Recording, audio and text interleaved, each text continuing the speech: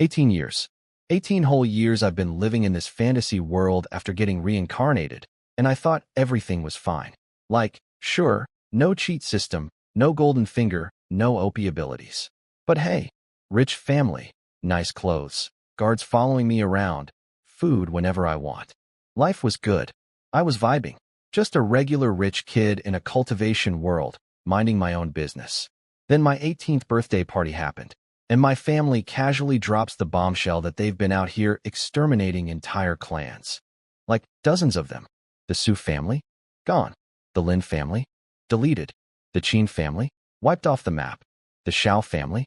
Never heard of them anymore. And you know what the worst part is? They didn't even finish the job. They spared every kid shorter than a wagon wheel. A wagon wheel.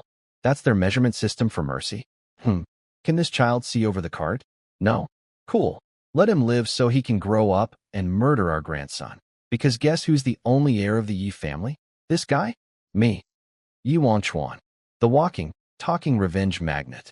Every single one of those surviving kids is going to grow up, get some protagonist energy, find a master in a cave, and come straight for my throat. Thanks, Grandpa. Really appreciate the inheritance. A mountain of blood debts. Fantastic. So I'm walking through Chang'an City today, just mentally writing my will, when this girl bumps into me. She falls on her butt. I stay standing. Because I'm 6 feet 1 inch and I actually work out. Thank you very much. Sorry, she says, all panicky and cute. And then she turns around to leave. And I'm like, hold on. I grab her wrist. Hey, what are you doing?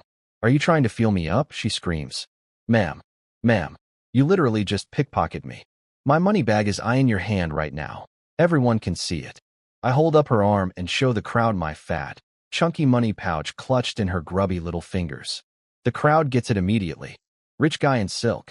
Dirty girl with no background. Whose money bag is that? Come on. Then she switches to plan B, the waterworks. My grandma is sick. I need money for medicine. Please, young Master Yi. You're so rich. Just let a little slip through your fingers. I'll give you my whole body in return.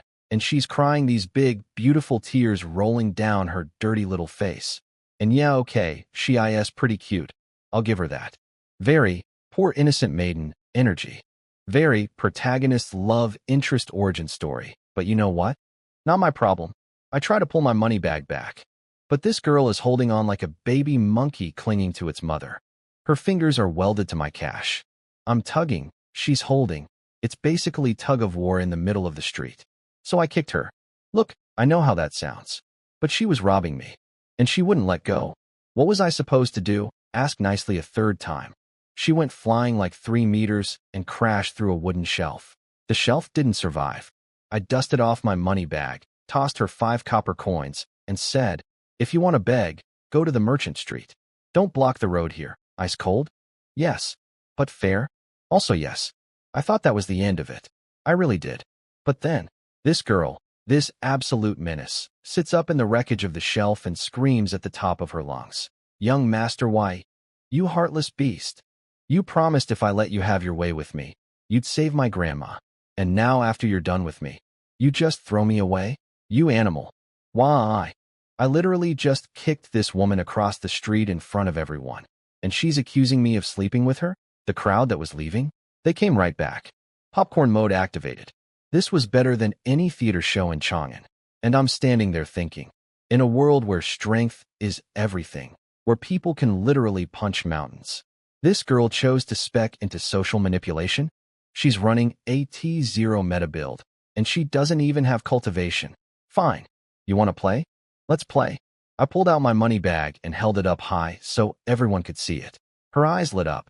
She's thinking, huh? He's going to pay me off to save his reputation.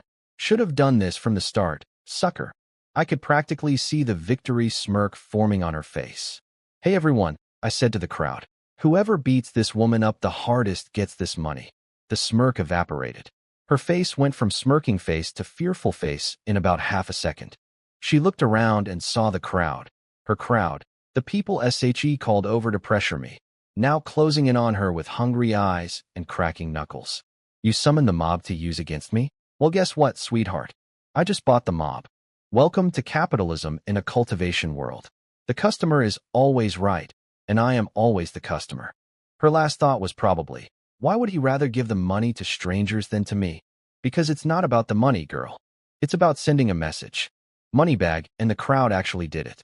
The first punch landed on her face before she could even finish cursing me out in her head. I could literally see the thought bubble pop above her skull when that fist connected. Then it was just chaos. Beautiful, beautiful chaos. Hit her stomach. That's where it hurts. No, the head. Go for the head. These people were giving each other coaching tips. They were having a strategy debate over the optimal beating technique. All for one bag of money. I stood in the back, watching the whole show like I had front row tickets to the hottest event in Chang'an. Just chef's kiss. Magnificent. Look, I believe in gender equality, okay? If you act like a clown, you get treated like a clown. Doesn't matter what's between your legs. This went on for about 10 minutes. 10 minutes. My guard finally had to step in. Not because I felt bad, because she was about to die. And corpses can't learn lessons. Young master, the woman is almost dead. What should we do? Oh, let me see. I walked through the crowd like Moses parting the Red Sea. My guards cleared the path, and there she was. Bai Piao, lying in the dirt, bruised from head to toe, face so swollen it looked like abstract art, and she peed herself. Nods approvingly. Who hit her the hardest? That man, young master. He's a butcher. Natural strength plus first-level cultivation. I actually had to warn him to hold back, or he would have killed her. Perfect. Pay the man. I tossed the money bag to the butcher. The guy's eyes went supernova. He started thanking me so hard I thought he was going to adopt me as his father. Apparently that one bag was 3 years of his salary. 5 years for a normal person. Listen, I'm not stingy. I'm the sole heir of the Yi family. I have so much money that if I tried throwing coins into a lake for fun, I'd fill the lake before I ran out of cash. I didn't refuse to give Bai Piao money because I'm cheap. I refused because she stole from me and then had the audacity to act like I owed her something. Steal from me and guilt-trip me? You get nothing. You get the butcher. After the crowd left, I had my guards splash water on her face to wake her up. She came to, coughing and sputtering. And the second she saw me standing over her, the apologies started flooding out like a broken dam. Young Master Yi, I was wrong. I was so wrong. I shouldn't have stolen. I shouldn't have lied. I shouldn't have framed you. I deserve death. I deserve death. She would have been kowtowing if she could move. But considering every bone in her limbs was basically gravel at this point, she just kind of wiggled. And here's the thing. She didn't actually mean any of it. She wasn't sorry. She just realized that I, Yi Wanchuan, am a man who actually hits women. Revolutionary concept, I know. She was shook. I smiled at her warmly. Death? Nah, that's too much. I'm a kind person deep down. Her face lit up. Hope. Mercy. Salvation. Yes. Yes, young master, you're so right. I shouldn't die. And if I die, who will clear your name from my false accusations? Everyone will think you really did sleep with me, and then had me beaten out of anger. But if I live, I can tell everyone the truth. She thought that was so clever. She really thought she just played the ultimate card. I kept smiling. Oh no, no, no. You didn't falsely accuse me of anything, huh? Because I'm planning to do exactly what you said. Well, not me personally. You're not worth my time. I snapped my fingers. 2 guards grabbed her. Throw her in a mountain village. Now let me explain what mountain village means in this world. It's basically where people who are too poor for the city go to live on some random mountain. And the women there? Let's just say, they're not exactly winning beauty contests. All the pretty girls would rather be servants in rich households than live up there. So imagine a bunch of desperate, lonely mountain men who haven't seen an attractive woman in years. And now you drop a girl, beaten up but still recognizably pretty, right in their laps. Yeah, she figured it out real quick. No, not the mountain village. Please, I'd rather die. Kill me. Just kill me. I already told you, I said, still smiling my warmest smile. I won't let you die. Make sure you treat her injuries after you drop her off. I'm a kind person. I can't stand watching people die. Am I not the most compassionate villain you've ever met? She framed me, and I didn't even kill her. I'm practically a saint. As my guards dragged her screaming through the streets, I could hear the crowd commentary. Wow, what happened to her? She tried to frame young Master Yi. Wait, Yuan Chuan gets angry? I thought he just walks around shopping all day. He seems so nice. Apparently, he gave her multiple chances, and she kept pushing. This is what she gets, see? Even the public relations worked out. I'm the reasonable one in this story. Meanwhile, some tiny little girl, like actual lowly-sized, was passing by, saw the whole scene, and immediately tried to nope out of there. Smart kid. Mind your own business. I respect that energy. But then she froze. Just stopped walking mid-step. Like something clicked in her head. And I don't know why, but something about the way she looked at me gave me the worst feeling in my gut. Like the universe just assigned me a new enemy. Great. Add her to the list. Direct hit while my guards were dragging screaming by Piao away like a sack of broken potatoes. I was doing what any smart villainaire does. Scanning the area for trouble. Because let's be real here. This situation was basically a textbook setup. Rich, handsome, young master bullying a pretty girl in public, sending her to a mountain village. This is literally page 1 of the How to Attract a Protagonist handbook. Any second now, some random dude with hidden OP powers and a tragic backstory should come flying in with a "How dare you" speech and a righteous fist aimed at my face. I looked left. Nothing. I looked right. Nothing. I looked behind me. Wait. There's a tiny black-haired girl staring at me. Like, full unblinking death stare. Just standing there. Watching. Like a creepy little doll from a horror movie. But come on. She's like, what? Barely over 4 feet tall. There's no way the universe would make a lowly the chosen protagonist, right? The destined hero is supposed to be some buff dude with a jawline that could cut steel, not a kid who looks like she'd blow away in a strong wind, right? I mean, probably not. But then she started walking toward me, and something in my gut went, police car light, police car light, police car light, danger, danger, danger, police car light, police car light, police car light. I took a few steps back. She stopped. Confused face. She took another step forward. I backed up again. She just stood there looking at me like I was insane. And honestly, maybe I am. I'm a 6-foot-tall man with armed guards backing away from a child who could fit in a laundry basket. But you know what? In this world, paranoia keeps you alive. I've read enough stories to know that the second you let your guard down around someone suspicious, they pull out some ancient heaven-destroying technique and blast you into next Tuesday. Kid, why are you coming toward me? My guards all turned and looked down at her too. Full security detail, focused on a girl the size of a fire hydrant. I got separated from my mommy. I just wanted to ask for directions. She scratched her head with this innocent little smile. Mom, sure you did. And I'm the emperor of the 9 heavens. But you know what? I'm not going to beat up a child over a hunch. That's a bit much even for me. I'm a villain, not a monster. You? Female guard. Go help her find her mom. I literally assigned a bodyguard to escort this suspicious gremlin away from me. My female guard knelt down all sweet and gentle. Little sister, do you remember where you got separated from your mommy? Over there, I think. The little girl pointed vaguely in some direction and let herself be led away. On the surface, she looked happy and cooperative.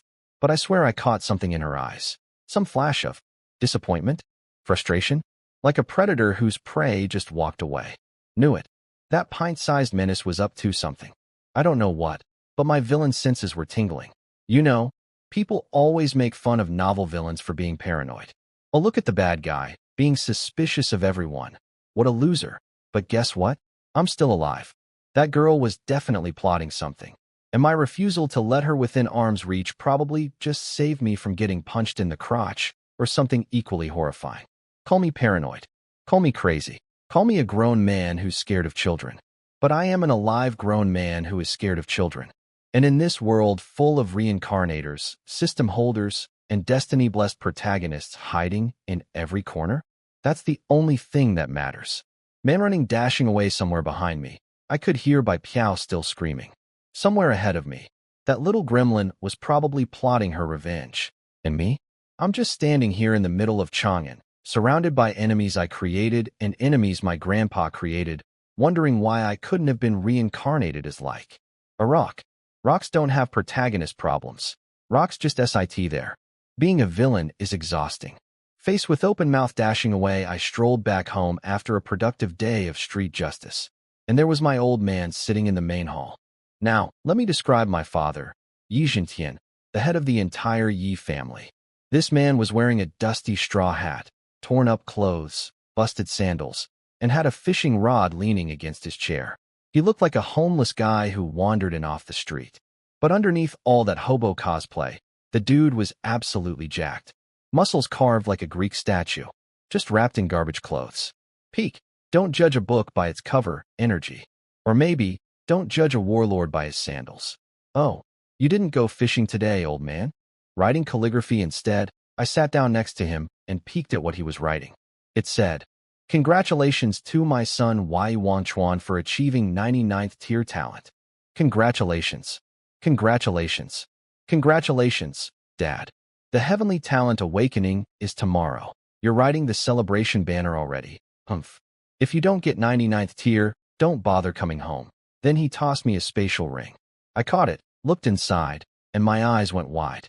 Holy crap, old man. You went all out. I just don't want you embarrassing me. Now go prepare. If you mess up tomorrow, I'll deal with you myself. He put on his cold, serious face and walked to his bedroom. But I could hear him through the wall cackling like a maniac. "Ha! Old Lou, you think your son can beat mine? Let's see how you compete this time. Ha ha ha, Dad. The walls are thin." Next day, the big event. The Heavenly Talent Awakening. Basically this world's version of a standardized test, except instead of math, they test how much cultivation potential your body has.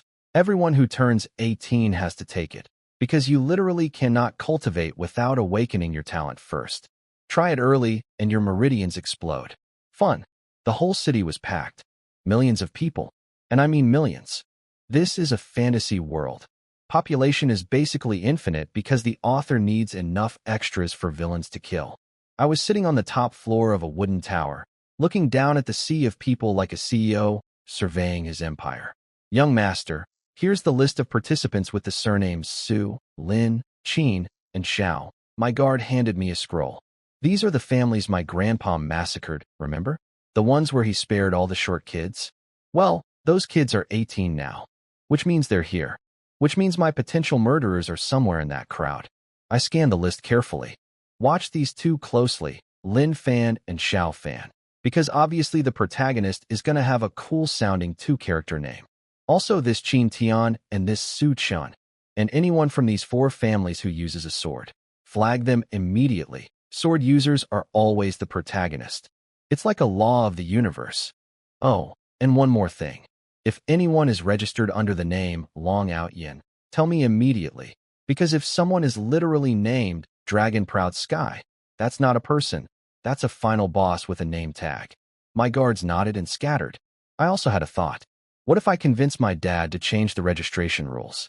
Make everyone pay 500 silver coins to participate? That's like 50,000 bucks in Earth money. That would filter out all the broke Destiny-chosen heroes instantly. No money. No awakening, no revenge arc. Problem solved. Poverty is the ultimate protagonist nerf. I was still scheming when I spotted something in the crowd below. A tiny figure, darting through the masses like a little black-haired missile. Oh no, it's the gremlin. The suspicious loli from yesterday. She's here? At the Talent Awakening? That means she hasn't cultivated yet. Which means she's currently powerless. And you know what? My dad is here too, watching from somewhere with his terrifying power level. So even if this kid is some kind of chosen one, she can't do anything to me right now. For the first time in my villain career, I felt safe enough to be petty. I walked right up to her and patted her on the head. "Oh hey kid, fancy seeing you here." She spun around, ready to snap at me, and then her face went completely blank when she realized who I was. "Yeah, that's right. Out of tens of millions of people, I found you in about 30 seconds. Because you're 139 centimeters tall and sticking out of this crowd like a mushroom in a wheat field. You're not hard to spot, short stack." The look on her face was priceless. Pure. How is this even possible? Shock. Like a mouse that just realized the cat has GPS. She stared at me. I stared at her. And I could have sworn I saw something flicker in her eyes. Not fear. Not confusion. Determination. Like she just made a decision about something. Something involving me. And even though she's an unawakened 4-foot-nothing child standing in front of a 6-foot-1 heir backed by the strongest family in the city with his overpowered dad watching from the shadows, I got that bad feeling again. That same gut feeling that says, this tiny human is going to be a problem. Whatever. Bring it on, ankle biter. Today's the talent awakening, and I'm about to show this entire city what 99th tier looks like. That I better be 99th tier or my dad will literally disown me, and I'll have to live in the mountain village with Bai Piao. Anxious face with sweat. Hey kid, you're actually 18. I was genuinely curious. She got into the talent awakening grounds, so she had to be 18. Which means yesterday when she told me she got separated from her mommy. Don't call me a kid. My name is Li Luo. And yeah, I'm 18, so what? So? Yesterday, when you said you lost your mom and needed directions. That was a lie, wasn't it? I stepped closer. She's so tiny she had to crane her neck straight up just to make eye contact with me. Like a chihuahua staring up at a Great Dane. What were you really trying to do when you approached me? I locked eyes with her and watched for micro-expressions. And boy did I find them. Underneath her poker face, her pupils were doing that little panic dance. The, oh crap he's onto me shimmer. Gotcha, you little gremlin.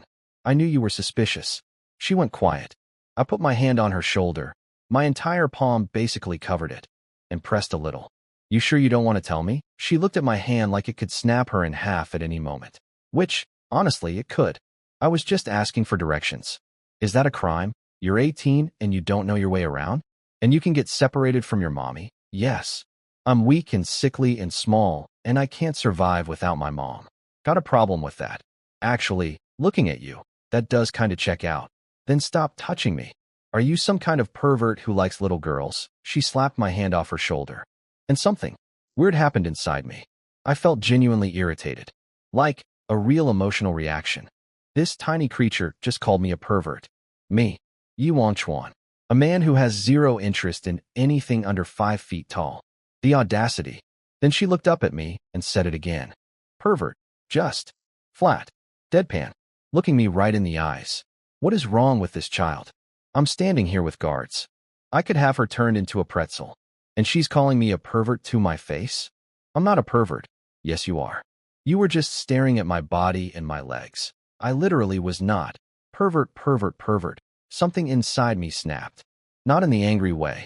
In the, I really want to punch this kid in the stomach way. Like, one good solid hit. Maybe two. Just to teach her about respect. Or maybe I should just kill her. No. Wait.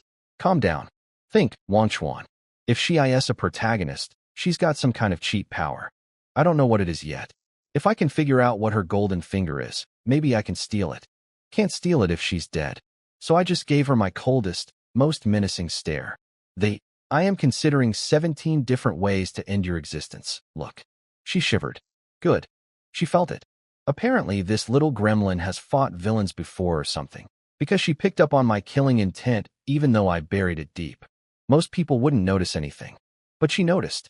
And I could see it in her eyes. The sudden realization of, oh wait, this guy actually wants to hurt me, and I just called him a pervert 3 times. Yeah. Maybe rethink your life choices. Short stuff. Noon. The main event. Boom. The hour has come. Heavenly staircase. Open. A massive bell rang out, and some old dude with flowing white hair appeared eye in the sky like a fantasy Gandalf. He waved his hand, and the ground under all of US, tens of millions of people, just rose up. Like, the entire earth beneath our feet lifted 1,000 meters into the air. Then Grandpa whizzed up there, flicked his sleeve, and blew away all the clouds. Just whoosh. Gone. Like wiping fog off a bathroom mirror, except the mirror is the entire sky. Then he pointed at the sun, and the sunlight started bending, twisting, reshaping, and it formed a staircase. 99 golden steps, each one about 100 meters higher than the last. Total height? Nearly 10 kilometers. Each individual step was wide enough to hold millions of people comfortably. A staircase made of sunlight reaching almost to space.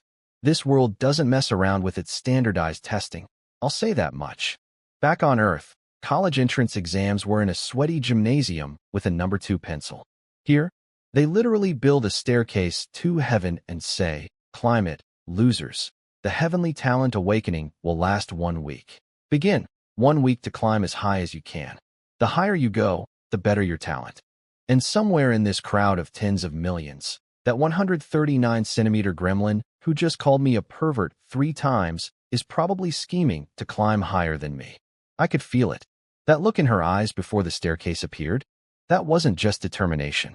That was I'm going to humiliate you on this staircase, and there's nothing you can do about it. Energy. Bring it, ankle biter. My dad already wrote my congratulations banner for 99th tier. If I don't hit that number, my punishment at home will be worse than anything this staircase can do to me.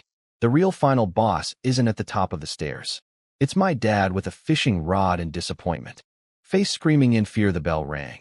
The staircase lit up with golden light, and the whole thing turned out to be beautifully simple. You climb. That's it. Just jam your fingers into the wall and pull yourself up. Each step is a 100-meter vertical cliff face. 99 of them. Almost 10 kilometers straight up. Oh, and the golden light heals everything. Break your fingers? Fixed in a second. Fall 100 meters and splatter like a watermelon? 10 seconds later you're fine. Good as new. Ready to splatter again. It's basically an infinite respawn climbing simulator. The universe invented roguelike wall climbing. Everyone around me rushed the wall like Black Friday shoppers. I walked up casually, jammed my fingers in. The wall felt like wet clay, super easy to grip, and then I did the technique my old man taught me. Fingers in. Swing upward. Feet hit the wall. Wall run. Momentum dies. Fingers in again. Swing. Wall run. Repeat. Smooth. Clean. Elegant. 10 seconds. 50 meters up. While everyone else was struggling at the 15-meter mark like baby turtles climbing a sand dune. Thanks, Dad. That wall climbing technique you made me practice was actually useful. Who knew being a spoiled rich kid with personal tutoring would pay off? Not cheating. Just privilege. Totally different. Down below, I could see the little gremlin Liluo staring up at me with her jaw on the floor. Yeah, that's right, short stack. Watch and learn. Apparently, she tried to copy my technique. She jammed her fingers in, tensed up her whole body, tried to launch herself upward, and splat. Face first into the ground. The whole area erupted in laughter. Get lost. All of you, get lost, she screamed at everyone. Comedy gold. Absolute peak entertainment. Almost worth being a villain just for moments like this. Then this white-haired dude showed up next to her and started bouncing up the wall like a human frog. Feet on wall, crouch, spring, grab, rest, spring again. Chasing after me at insane speed. That's Lu Han, son of the Lu family. Our families have been allies for tens of thousands of years. I basically raised this kid, used to take him on walks when he was little. But watching him rocket up the wall with terrifying natural talent, a thought crept into my head. Is Lu Han a protagonist? Think about it. White hair? Check. Incredible talent? Check. Deep family background? Check. He's got the whole genius-type main character, starter pack. But then again, he could also just be another villain. And two villains in the same area with similar backgrounds?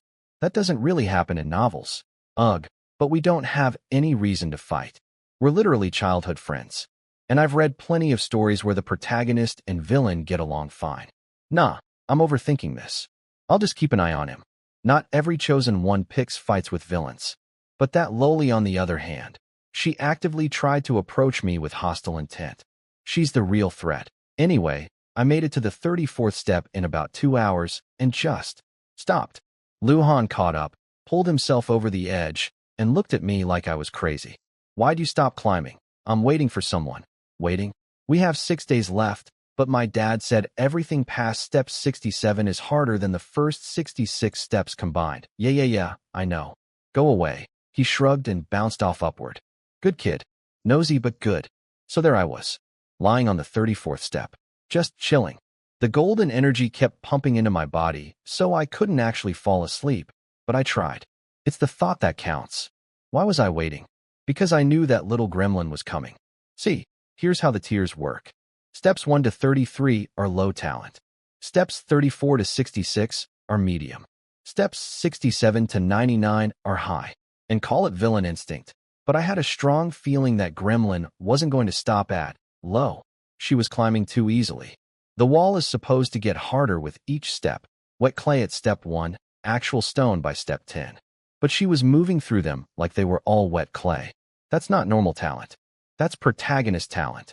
So I waited, like a spider in a web, just lying on step 34, staring at the sky, letting the golden energy buzz through me while tens of millions of people scrambled below. Half an hour later, a tiny pair of hands appeared at the edge of step 34, then a head of black hair.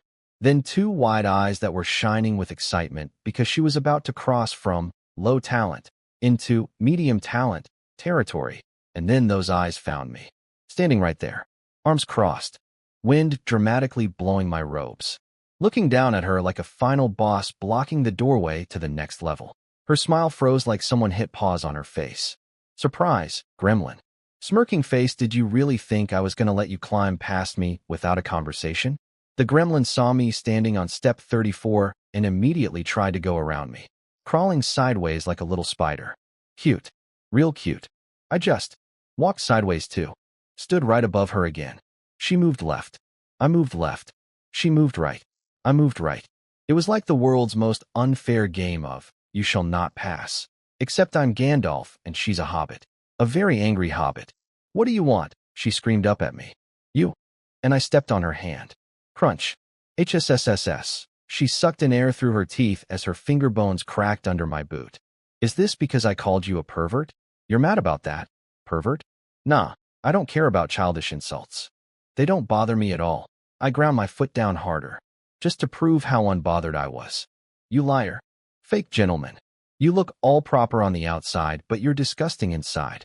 Getting all but hurt because a girl called you a pervert, so you block her path. Pervert. Disgusting. Trash fish. She went full rage mode. A continuous stream of insults pouring out of this tiny body like a fire hydrant someone kicked open. And honestly, something about it really did irritate me. Not the words themselves. I've been called worse by people my family destroyed. But something about the way she said it. The absolute confidence of a 4-foot creature insulting a 6-foot man who's literally stepping on her hand. But you know what? I had a plan, and emotional reactions weren't part of it. I reached down, grabbed the back of her collar like you'd pick up a kitten, and lifted her clean off the wall. She dangled there in the air, feet kicking, hands grabbing at nothing. 100 meters of empty space below her. For one beautiful second, her brain hadn't caught up yet. Then it did. She reached for my arm, and I let go. Smiling face with smiling eyes splat. She hit step 33 like a bag of tomatoes dropped from a skyscraper. Just absolute sauce. Li Luo jam. Gremlin paste. But this is why the heavenly staircase is incredible. The golden light kicked in and started rebuilding her from a puddle back into a person. Bones reforming, organs regrowing, skin stitching itself together. Nature's ultimate undo button. I didn't wait for her to finish regenerating, though. I pulled out a spear, jammed it into the wall, and slid down like a firefighter on a pole. Zoomed right down to where she was still reforming. And while her brain was still being reconstructed by magic healing light, I got to work. I pulled out the secret weapon from my spatial ring. 20 bundles of wood OX sinew rope. This stuff is no joke. An elephant can't snap it. A tiger can't bite through it. It's basically fantasy zip ties on steroids. I grabbed her half-formed arms, twisted them behind her back, and started tying. Hands behind back, tied. Legs together, tied. Rope from ankles to neck so she can't struggle without choking herself, tied. Arms pinned to torso, tied. Every individual finger wrapped up, tied. Every knot a dead knot. The kind that gets tighter when you pull. By the time her brain finished regenerating and consciousness returned, she was basically a Li Luo burrito. Hey, Yi Wanchuan, you animal. You're doing this to a child? Are you even human? She immediately started swearing at me again. Honestly impressive commitment to the bit. You're tied up like a Christmas present, and your first instinct is to keep talking trash? I let her get 2 good insults in. Then I yanked the rope around her neck. GKHHH, cough cough. MMPH. While she was choking, I stuffed a cloth in her mouth. Then wrapped rope around the back of her head and jaw to keep it in place. Silence. Beautiful, beautiful silence. Just tiny muffled, MMPH sounds. Like an angry hamster in a sock. There. Now you can't climb. I stepped back and admired my handiwork. This plan had been cooking since I spotted her from the tower. She's a little girl with 0 combat ability. Of course the answer was physical restraint. I'm not going to fight her with martial arts. I'm going to fight her with rope. And here's the genius part. I tied her up at step 33. The exact border between low talent and medium talent. Every sect in the entire continent requires at least step 34 talent to accept disciples. By keeping her at 33, She's permanently locked out of the cultivation world's education system. No sect will want her. No master will train her. She's stuck at the just below acceptable tier forever. Can this destroy a protagonist's destiny? I don't know, but it's worth trying. Now, there was one remaining problem. If some random passerby sees a tied-up lowly in a sack, they might go all hero mode and free her. Can't have that. So I stuffed her into a burlap sack, tied the top shut with more ox sinew rope. Now nobody can even see that she's a cute little girl. She's just a suspicious lumpy bag making muffled screaming sounds. Way less sympathetic. But I needed one more layer of protection. I took out a white cloth, grabbed a brush, and wrote, "This person is the enemy of me, Elayuhan. I do not wish for them to have good talent, which is why I bound them here. Anyone who dares free them is declaring war against the Lu family." I stabbed a spear into the ground next to the sack and hung the sign on it. Perfect. Now everyone thinks it's Luhan's doing. The Lu family is powerful enough that nobody would dare interfere. And if anyone does investigate, the blame falls on my childhood friend, not me. Am I framing an innocent person? Yes. Do I feel bad? Absolutely not. Luhan can handle the heat. He's got white hair and main character energy. He'll be fine. Meanwhile, I've got a protagonist trapped in a burlap sack at step 33, unable to speak, move, climb, or do anything except lie there and be mediocre. I dusted off my hands and started climbing upward. Today is a good day to be a villain.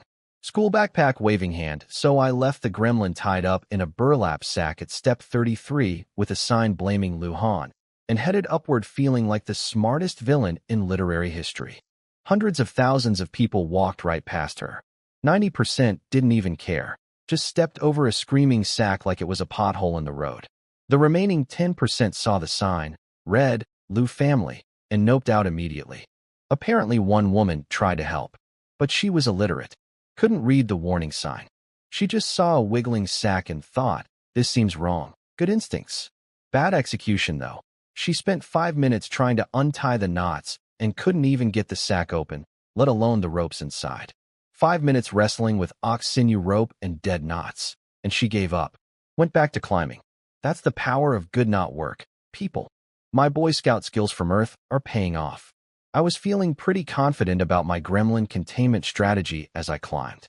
For hours later, I'd blasted from step 33 all the way to step 67. Everything below that felt like climbing wet clay.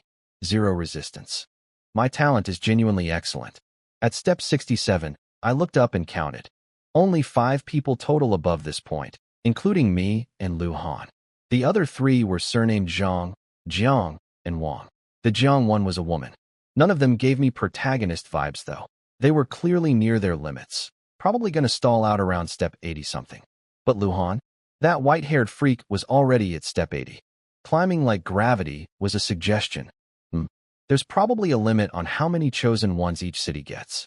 Chang'an has Luhan and Li Luo, which is already pushing it since we have a dragon vein boosting the city's fortune. Other cities probably only get 1 protagonist, see? I'm doing analytics on protagonist distribution. This is villain science. I passed Zhang, Jiang, and Wang without much trouble and kept pushing. 60 more hours of climbing later. And let me tell you, past step 67, this staircase gets mean. The walls went from wet clay to punch it 1,000 times to make a tiny dent hard.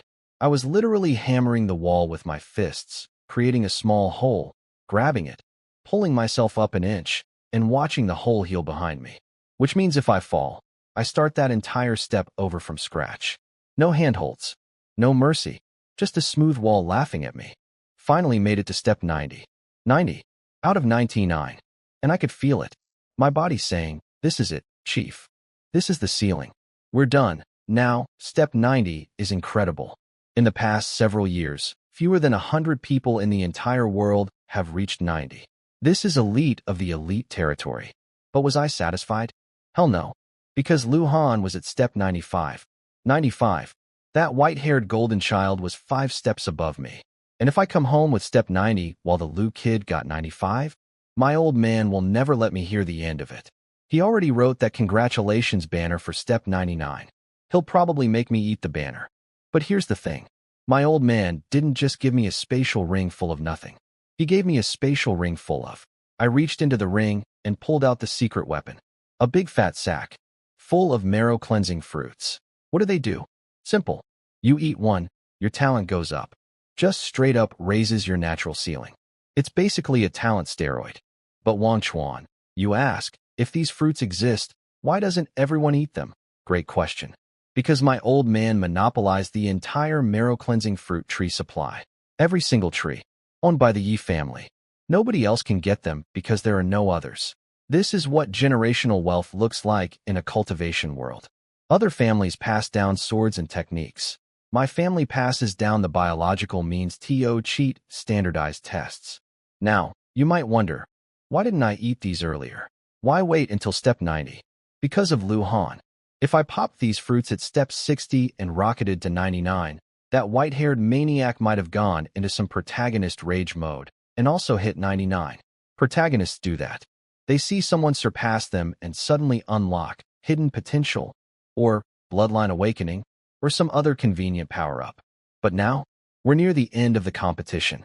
Lu Han is struggling at 95. Even if he goes berserk after seeing me pass him, he physically cannot reach 99 in the time remaining. And if he does somehow try, I'll tick him off the wall. Speaking of problems I thought I'd solved. Somewhere way down at step 33, I'm sure my gremlin is still safely tied up in a sack, muffled and immobile, and completely unable to. Actually, you know what? Let me not think about that. Every time I assume a protagonist is contained, the universe finds a way to prove me wrong. Let's just eat these fruits and get to 99 before anything else goes sideways. Red apple face with steam from nose. I was just about to start chomping on my marrow-cleansing fruits when I spotted a tiny black dot rocketing up the staircase below me. Fast. Like, really fast. Talent on par with Lu Han fast. Li Luo, YP. The gremlin was free. Out of the sack. Out of the ropes. Out of the burlap prison I so carefully constructed. You know what? I'm not even surprised anymore. Protagonist escape powers are real, and I was a fool to believe otherwise. She spotted me at the same time I spotted her. And you know what she did? She stopped climbing. Just froze on the wall like a gecko having a panic attack. That I'm not climbing anymore. I just want to enjoy the breeze. The breeze. At step 89, 10,000 meters in the sky. She's enjoying the breeze. Smart girl though. She's learning. She knows that if she climbs up to MY level, she gets the Yi Wanchuan special, grabbed, dangled, and dropped. Who untied you? A fat woman. She used a thin needle to pick the knots. Suspicious, but not impossible. Those were dead knots, but a needle could theoretically work with enough patience. I let it slide. Well, I'm busy climbing now. Gotta go. See you around. I disappeared from her view. Or at least, I pretended to disappear. What I actually did was find a blind spot on step 90 and just sat there, waiting, like a crocodile in a swamp. Half an hour passed, and right on cue, the little gremlin's hands appeared at the edge of step 90. She pulled herself up with that big relieved smile and saw me sprinting at her at full speed. Wait, didn't you leave? Stop stalking me. Are you in love with me or something? She turned and ran, little legs pumping like a hamster on a wheel. But here's the thing about having legs that are 139 centimeters worth of short versus my 185 centimeters of long. It's not even a contest. I caught up in about 3 seconds, grabbed both her wrists, and lifted her off the ground like a doll. Her feet were kicking wildly in the air, completely useless, just windmilling in empty space. I started moving her toward the edge, ready to drop her back to step 89. And that's when the flattery started. Wait, please. Bro, brother Wang Chuan, my handsome, elegant, charming, stunning brother Wang Chuan who makes all women swoon. Okay, I'm not gonna lie. Something about hearing compliments after being called pervert and trash fish all day felt kinda nice, like a warm bath for my ego. But nice feelings don't stop me from doing my job. I carried her to the edge and started loosening my grip. That's when she played her trump card. Yi Wanchuan. I have pills that increase cultivation. My fingers tightened. Cultivation pills?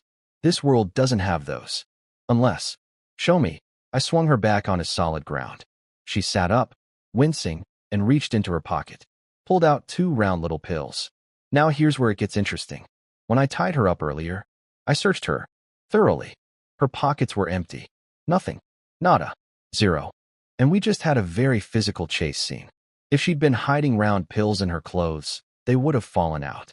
Which means she materialized these from thin air. So either she's got a hidden spatial ring somewhere on her body, or she has a system with inventory space. Either way, if she can pull out two, she can pull out more. Time to shake the gremlin tree and see what falls out. That's it. Just two. Why yes. Just two. Let me check. I walked toward her with search mode activated. Coat pockets, empty. Pants, empty. Took off her shoes, nothing. Started lifting her coat. I have more. I have more. Stop searching. She shoved me away, face red as a tomato, and pulled out two more pills from inside her coat. These are my last ones. I don't believe you. They are. Then you won't mind if I check your... Wait, I actually have two more. This went on for 10 minutes. Every time I said, let me search, she'd panic and produce two more pills from nowhere. Like the world's worst magic trick. Or the world's best, depending on your perspective. Two more. That's all. Let me search. Two more. Okay, now that's all. Let me search. Two more. It was like squeezing toothpaste out of a tube that never ends. By the end, I had 12 pills in my hand. 12 mysterious cultivation-boosting pills that don't exist in this world, materialized from thin air by a 139-centimeter gremlin who was looking at me like she wanted to murder me with her eyeballs. That last batch, though, she practically threw them at me. And the look on her face? Pure anguish. Like I'd taken her life savings. Her eyes were screaming, I will yield you for this. That's when I knew she was actually out. Nobody fakes that level of rage. Okay, I believe you're empty now. She looked like she was about to explode. But just to be safe, one more search. Don't. Yi wan chuan you. Hey. Stop. Look, I'm a thorough person. In this world, thoroughness is the difference between living and having a protagonist stab you with a hidden dagger they kept in their sock. 12 free pills, a confirmed system user, and I got to ruin her entire day? Villain productivity, maximum. Bar chart after my very thorough search turned up 0 spatial rings. I let the gremlin go. No ring anywhere on her body, which means those pills came from a system inventory. Confirmed. Li Luo has a system. A system that can produce items from thin air. Now, a dumb villain would kill her immediately. But I'm not a dumb villain. I'm an entrepreneur. Think about it. Why kill the golden goose when you can milk it forever? If I turn this gremlin into my personal loot piñata, I get infinite items. Every time I need something, just shake the Li Luo tree and see what falls out. The optimal play isn't murder. It's slavery with benefits. All right, go climb. She was lying on the ground looking like her soul had left her body. I'd taken 12 pills and searched her. She looked at me the way a dog looks at an empty food bowl. She started climbing. Got about 20 meters up, then turned around suspicious. Why aren't you climbing? My talent max is out here. Can't go higher. Total lie. I just needed her to go away so I could eat my marrow-cleansing fruits in private. Can't let a system user see your trump cards. But this little gremlin heard, I can't climb higher, and her brain went. Light bulb, light bulb, light bulb. I watched it happen in real time. The gears turning. The evil smile forming. The moment she realized she was above me on the wall and I couldn't reach her. Haha, loser. That's IT. That's all you got. Okay. Mild annoyance. Whatever. Ah, the great Yi family young master can't climb as high as a nobody like me. How sad. Trash fish loser so useless. She was doing this sing-song voice. Like a playground bully. Try sh with that little head tilt and everything. And I'm not gonna lie. Something inside me moved. Not emotionally. More like the part of my brain that controls my fists. The straight insults I could handle. Pervert and animal or whatever. But this cutesy mocking? This, oh how sod, baby talk taunting. This got under my skin. Fine. You want to play? Let's play. I pulled out the marrow-cleansing fruits. Screw secrecy. I started eating. These things look like dragon fruits, but drink like water. One bite, and I could feel my talent surging upward. The wall that felt like iron a minute ago suddenly felt like wet clay again. I was chomping through fruit number 4 when I noticed Li Luo staring at me with an expression of pure horror. Yeah, that's right, gremlin. Look at what I'm eating. These are marrow-cleansing fruits. The entire continent only has one tree. It produces one fruit per 100 years. A single fruit can take someone from tier 1 to tier 99. And I'm eating 10 of them. My old man didn't just monopolize the tree. He apparently had it producing on overtime. 100-year fruits? Not in the Yi household. We've got a stockpile. I could practically hear Li Luo's brain short-circuiting. But one fruit maxes you out. You're eating 10. That's 900 years of fruit. As a snack, her worldview was crumbling. She thought I was some rich kid with decent talent. She didn't realize I'm a rich kid with decent talent and access to cheat items that the entire world would go to war over, and I'm using them like after-lunch mints. 9 fruits in, and I could feel my talent reach its absolute peak. The 10th one didn't even register. I'd hit the ceiling. I bit into it, felt nothing, and stashed the leftovers. Result: 99th tier talent. Maximum. My old man's banner was accurate after all. Also confirmed, you can't overdose on marrow-cleansing fruits, but they don't fill you up either. 8, 9, and I'm still hungry. 0 out of 10 as a meal replacement. Now then, I looked up at Li Luo, who was clinging to the wall, trying to climb away as fast as her tiny arms could carry her. I jammed my fingers into the wall, which now felt like butter, and launched upward. Brother Yi. I was joking. It was just a prank. Brother Yi, please. Oh, really? Haha. Well, then I'm just playing too. I grabbed her ankle and flipped her upside down like a caught fish. Can you be gentle? Sure. Hawk. Yi Wang Chuan. Let go. Let go of me. So here's what gentle looks like in my dictionary. I tied her up in ox sinew rope again, full burrito mode, attached the rope to my wrist, and started climbing. She was just dangling below me, bouncing off the wall, spinning, screaming, like a human wrecking ball on a string. I'm helping you climb. You should be thanking me. Please stop helping. Okay. I untied the rope from my wrist and let go. Wait, actually, I think your help is, splat. Li Luo jam. Again.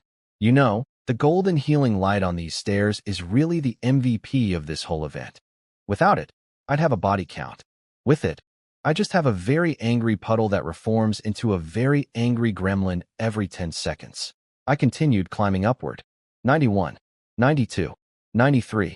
Easy as breathing now. The fruits turned this whole staircase into a joke. Somewhere far below me, a small pile of gremlin was reconstituting itself and plotting revenge. But that's a problem for future me. Present me just ate 900 years worth of legendary fruit like trail mix and is speedrunning to the top. Watermelon, smiling face with sunglasses. The final bell rang. Half an hour left. Up above me, Lu Han was destroying his own fists against the wall at step 96, punching so hard his knuckles were turning to bone fragments. The golden light would heal them, and he'd immediately shatter them again. Over and over. Thousands of punches. And not a single crack in the wall. Poor kid. Then I heard something interesting. A raspy old voice coming from Lu Han's waist.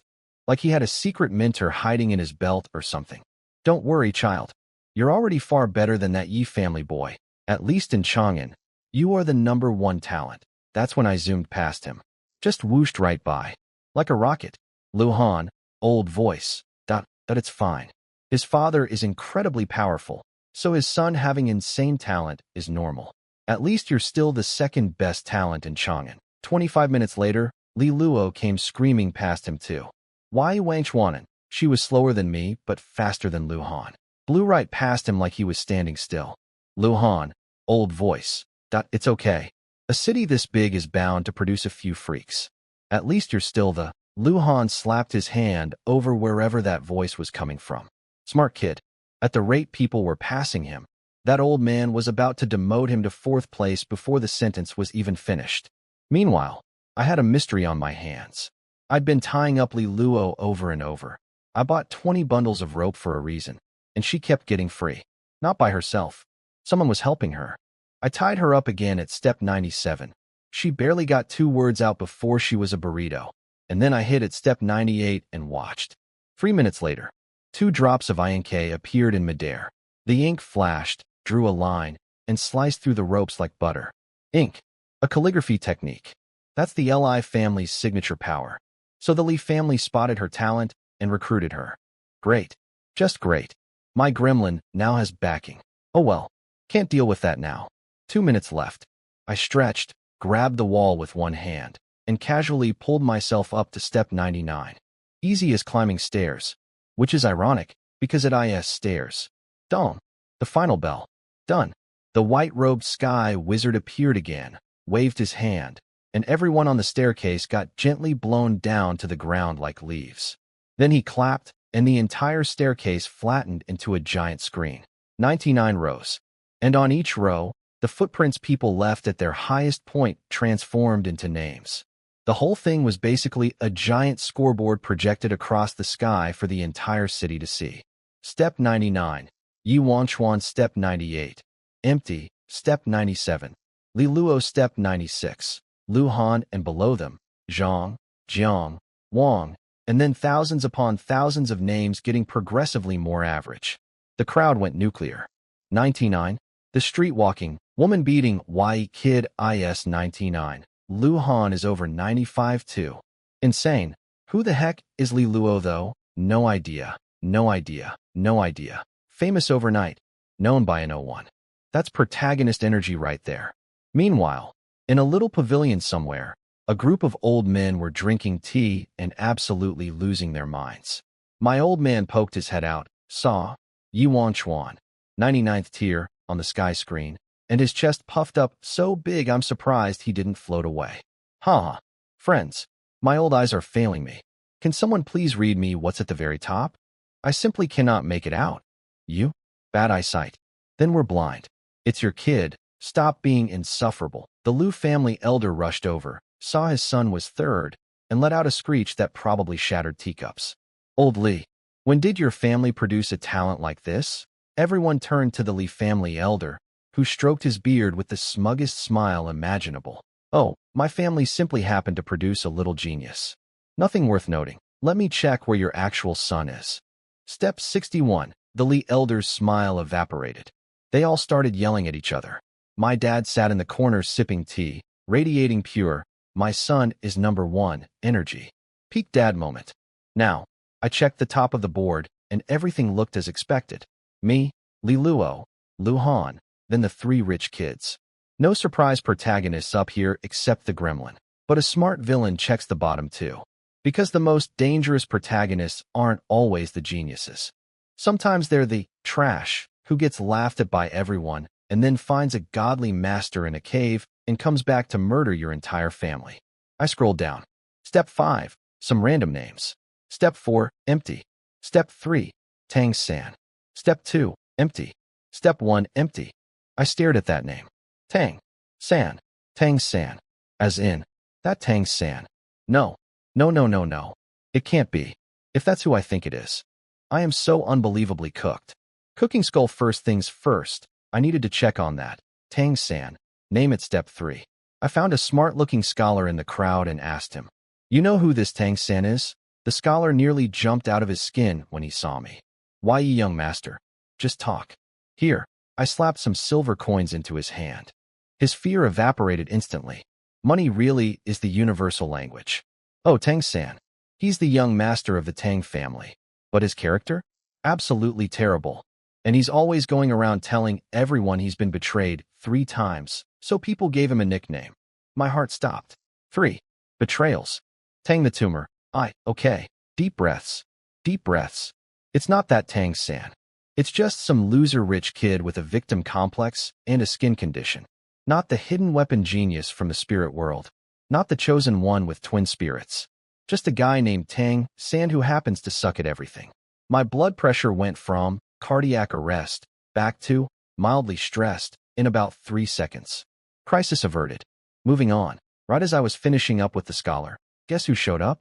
Oh hey, isn't this young Master Yi? Just now on the staircase you were doing me so I slapped my hand over her mouth before she could finish that sentence. Because context matters. And if this gossip-loving scholar heard a tiny girl say, "You were doing me on the staircase," my reputation wouldn't just die. It would be cremated. Okay, you can leave now, I told the scholar. He nodded and left, confused but compliant. The moment he was gone, I felt teeth. This little animal bit my hand. Hard. Drew blood. Are you a dog? You bite people? I pried her jaws off my palm by squeezing her cheeks together like a chipmunk. You deserve it, she mumbled through squished cheeks. You bit me. You owe me compensation. You deserve it. Hard to talk with someone pinching your face. Unreasonable. Completely unreasonable. But then I had an idea. I pulled out one of the 12 cultivation pills she gave me earlier, crushed it up, and shoved it into her mouth. She started convulsing. Not from poison, from the taste. Apparently, these pills taste like concentrated Chinese medicine brewed in hell. Maximum bitterness. I pinned her against the wall, tilted her head back, and held her mouth shut until she swallowed. Gulp. Cough, cough. What was that for? Poison testing. You're my guinea pig, she grinned. Haha, joke's on you. One of those 12 pills is actually poison. Want me to test them all one by one? The one I gave you was a mixture scraped from all 12. Her grin disappeared. She's fine though, which means the pills are safe. I popped one myself. Zero expression change. Obviously, because I'm not a child who can't handle bitter medicine, and felt my cultivation genuinely increase. These pills are legit, and they shouldn't exist. No alchemist in the entire world has created unconditional cultivation-boosting pills in tens of thousands of years of research. But this random 139-centimeter gremlin can pull them out of thin air? System. Confirmed. 100%. Time to squeeze more juice from this lemon. These are nice. Give me 12 foundation-building pills. I only have 2. Where am I getting 12 from? She froze. Slapped both hands over her own mouth. Too late. She just admitted she has them. I asked for something that shouldn't exist, and instead of saying, "What's a foundation-building pill?" she said, "I only have 2. Gotcha. Again. This girl has the poker face of a goldfish. So you do have them. Hand them over. No? Are you a beggar? You bit me. This is compensation. You deserve to be bitten. I only covered your mouth because you were about to say something that would ruin my reputation in front of a gossip. Fine. 1 pill. Right then, a middle-aged man walked up behind me. Are you Li Luo? I'm one of the Li family elders. Since you've just joined, I'll be teaching you the family rules and perfect timing. Li Luo pointed at me. Elder, I accidentally bit this guy, and he's demanding compensation. Can you pay him for me? The elder didn't even look at me. He just puffed up and turned toward me with full righteous fury. Who do you think you are, boy?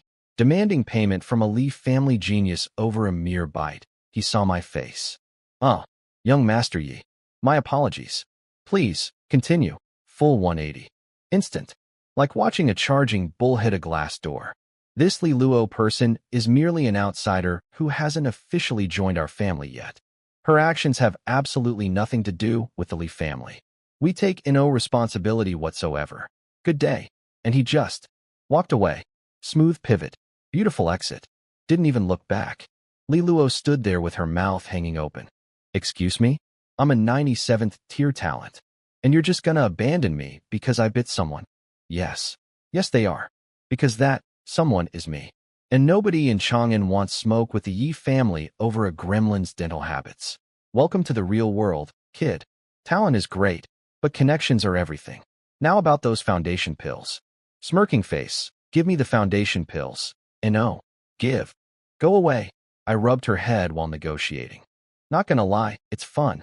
Her hair is soft and her head is small. Like petting a grumpy cat. Fine. Here. 1. She pulled out a foundation pill. I took it. Not enough. She ground her teeth so hard I could hear enamel dying. Pulled out another 1. 2's still not enough. I need 5. Give me 3 more. I only have 2. I don't believe you. Then search me. I don't care anymore. Okay. Then write me an IOU. 3 pills. If you're late by 1 month, the debt goes up by 1 pill. Are you mentally ill? You know what?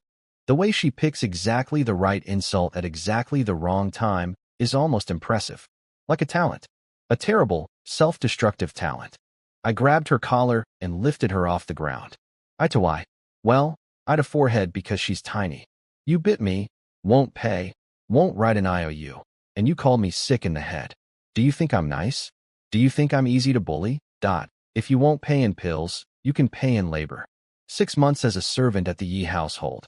I wasn't being cruel. This was business strategy. If she's living in my house, I can shake her down for system items daily. Plus I can keep her cultivation low. 1 less protagonist to worry about. 1 more ATM machine to use. Her face went through about 17 emotions in 2 seconds. Then she reached into her pocket. Here. 3 pills. She handed them over with the expression of someone watching their life savings get flushed down a toilet. Beautiful. 5 foundation pills total. Plus 12 cultivation pills from earlier.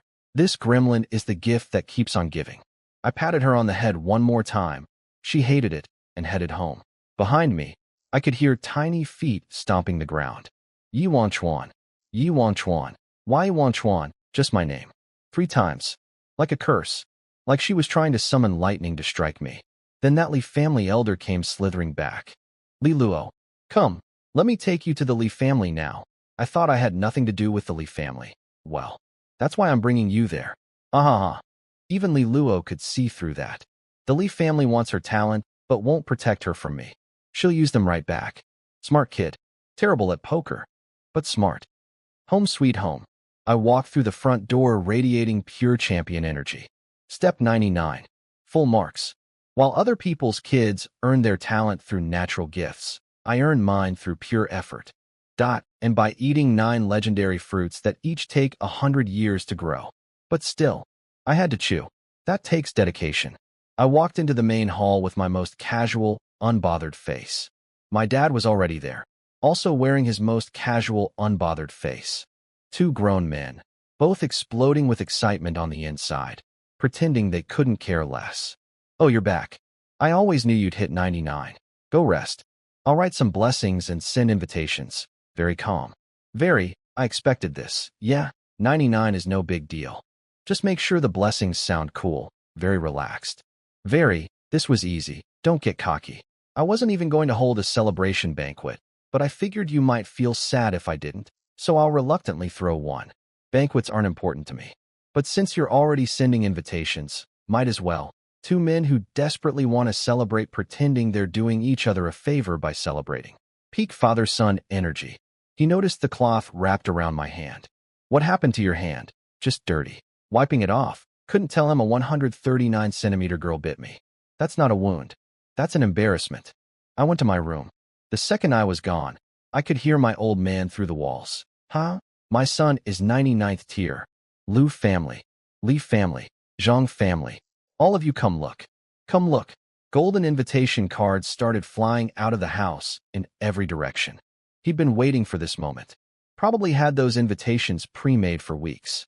Dad, the walls are still thin. But whatever. I had more important things to do. Like eating.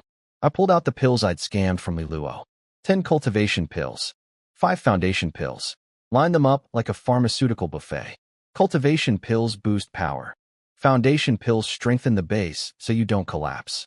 You alternate between them. Like eating a cookie, then a vegetable. Cookie. Vegetable. Cookie. Vegetable. Except instead of getting fat, you become a martial arts powerhouse. 9 cultivation pills and 3 foundation pills later, boom. First level cultivation. Achieved. Normal people take 3 years to reach this stage. I did it in 2 minutes. 2 minutes. From 0 to first level while sitting on my bed like I was eating snacks. Gotta keep milking that gremlin, I muttered, popping the last pill and foundation pill into my mouth like candy. Ugh, they really are bitter though. Li Luo wasn't faking that reaction. So let me do a quick villain productivity report for today. White heavy checkmark achieved 99th tier talent via fruit. White heavy checkmark confirmed Li Luo has a system. White heavy checkmark extracted 12 cultivation pills and 5 foundation pills. White heavy checkmark reached first level cultivation in 2 minutes. White heavy checkmark cleared the Tang Sin scare. White heavy checkmark got a celebration banquet coming. White heavy checkmark framed Lu Han for something he didn't do. Crossmark got bitten by a child. Net positive. Overwhelmingly net positive. Being a villain is actually pretty great when you're good at it. Smiling face with sunglasses. So while I was at home celebrating my well-deserved 99th tier with my dad, both of us pretending we weren't the happiest people alive, something was happening at the Li family that I had no idea about. And honestly, if I had known, I might have just walked into the ocean. See, that Li family elder? The one who did the smoothest betrayal pivot in history when he saw my face? He went straight back to the Li family patriarch and gave his report. And this is where everything goes horribly, horribly wrong. Because apparently, what that elder saw and what actually happened were 2 completely different events. What actually happened? A feral gremlin bit my hand. I demanded compensation. She reluctantly gave me pills while we argued, and I left. What the elder reported. Those 2 were being intimate, flirting, playful banter. She gave him pills as a gift, and he left satisfied. I think young master Yi has feelings for Li Luo. Feelings? For that ankle-biting chaos gremlin? She called me a pervert. She bit me. I tied her up in a sack. I dropped her off a cliff twice. I stepped on her hand. What part of any of that looks like romance? But the Li family patriarch heard. Yuan Chuan likes our new recruit, and his brain went straight to business mode. His own son, Li Yud, got step 61. Couldn't even crack the upper tier, but now he's got a 97th tier girl that the Yi family heir supposedly has a crush on? Jackpot. Political alliance through matchmaking. So what did he do? He ordered his servants to dress her up. They gave her a bath. They gave her a custom-made cheapao dress, so thin and form-fitting it was basically paint. The slit went all the way up to. Look, I don't even want to think about it. They did her hair up in cute little buns. They didn't even bother with makeup because apparently her face is already peak beauty. They turned a feral raccoon into a weapon of mass seduction. And they're sending her to my house. To my celebration banquet. The patriarch himself, the head of the Li family, personally pulled up in a luxury horse carriage to escort her. Hello, Li Luo. Call me Uncle Li. Let's go to a party. What party? The Yi family banquet. Young Master Yi Wanchuan will be there. I'm Ian. Let's go. She jumped into that carriage so fast, she probably left a sonic boom. And I know why she's excited. It's not because she likes me. It's not because she wants to see me. It's because she figured out she can farm me by running her mouth, and a party full of people is the perfect environment to embarrass me publicly. She's not coming to celebrate my achievement. She's coming to harvest me like a crop, and the Li family thinks they're sending a love interest to charm me. But what they're actually sending is a 139-centimeter verbal artillery cannon aimed directly at my reputation. And I'm sitting in my room, happily digesting my stolen pills, completely unaware that a dolled-up gremlin in a see-through dress is currently riding toward my house in a luxury carriage, backed by an entire family that thinks we're dating. This is fine. Everything is fine. Fire's slightly smiling face, Fire, my old man, went full showman for this banquet. Invited literally every family in Chang'an. Even random people walking past the gate got dragged in and handed a pork elbow. The man was so happy about my 99th tier that he basically threw a citywide block party. The old heads were all gathered in their VIP section doing old head things, drinking tea, bragging, trash-talking each other's sons. Luhan found me in a quiet side room and started gushing. Brother Yi, you're incredible. 99th tier and first-level cultivation in one afternoon. I used to think you were lazy, but you're actually a genius among geniuses. This guy. This supposed protagonist, he's literally becoming my fan. My #1 supporter. If this is a chosen one, he's the most effective chosen one in history. He's supposed to be plotting my downfall, not joining my fan club. Haha. Luhan, your 96 tier is nothing to sneeze at either. Your talent is only 90. You ate fruits to get to 99. MMPH. I grabbed the nearest pear and stuffed it into Li Luo's mouth before she could finish that sentence. Where did she come from? She just materialized out of nowhere like a pop-up ad of chaos. 1 second, I'm having a nice conversation. The next second, a gremlin in a... Wait, is she wearing a dress? I sent Luhan away before he could process the fruit comment. He left confused but obedient. Good boy. Now it was just me, Li Luo, and some Li family made in the room. Li Luo spat out the pear and started to swear at me. Yuanchuan ubas. Then she stopped herself. I could literally see her swallow the insult. She remembered what happens when she makes me angry. Progress. Instead, she forced out the most painful compliment I've ever heard. You. Man who radiates charm. What? First she calls me a pervert, then trash fish. Then she bites me. And now she's complimenting me? Is she having a stroke? She sat down on a stool and declared she was staying. I only know you here, so I'll just hang out. Suspicious. Deeply suspicious. But whatever. I can keep an eye on her better if she's close. Then things got weird. The Li family made offer to pour tea. Normal.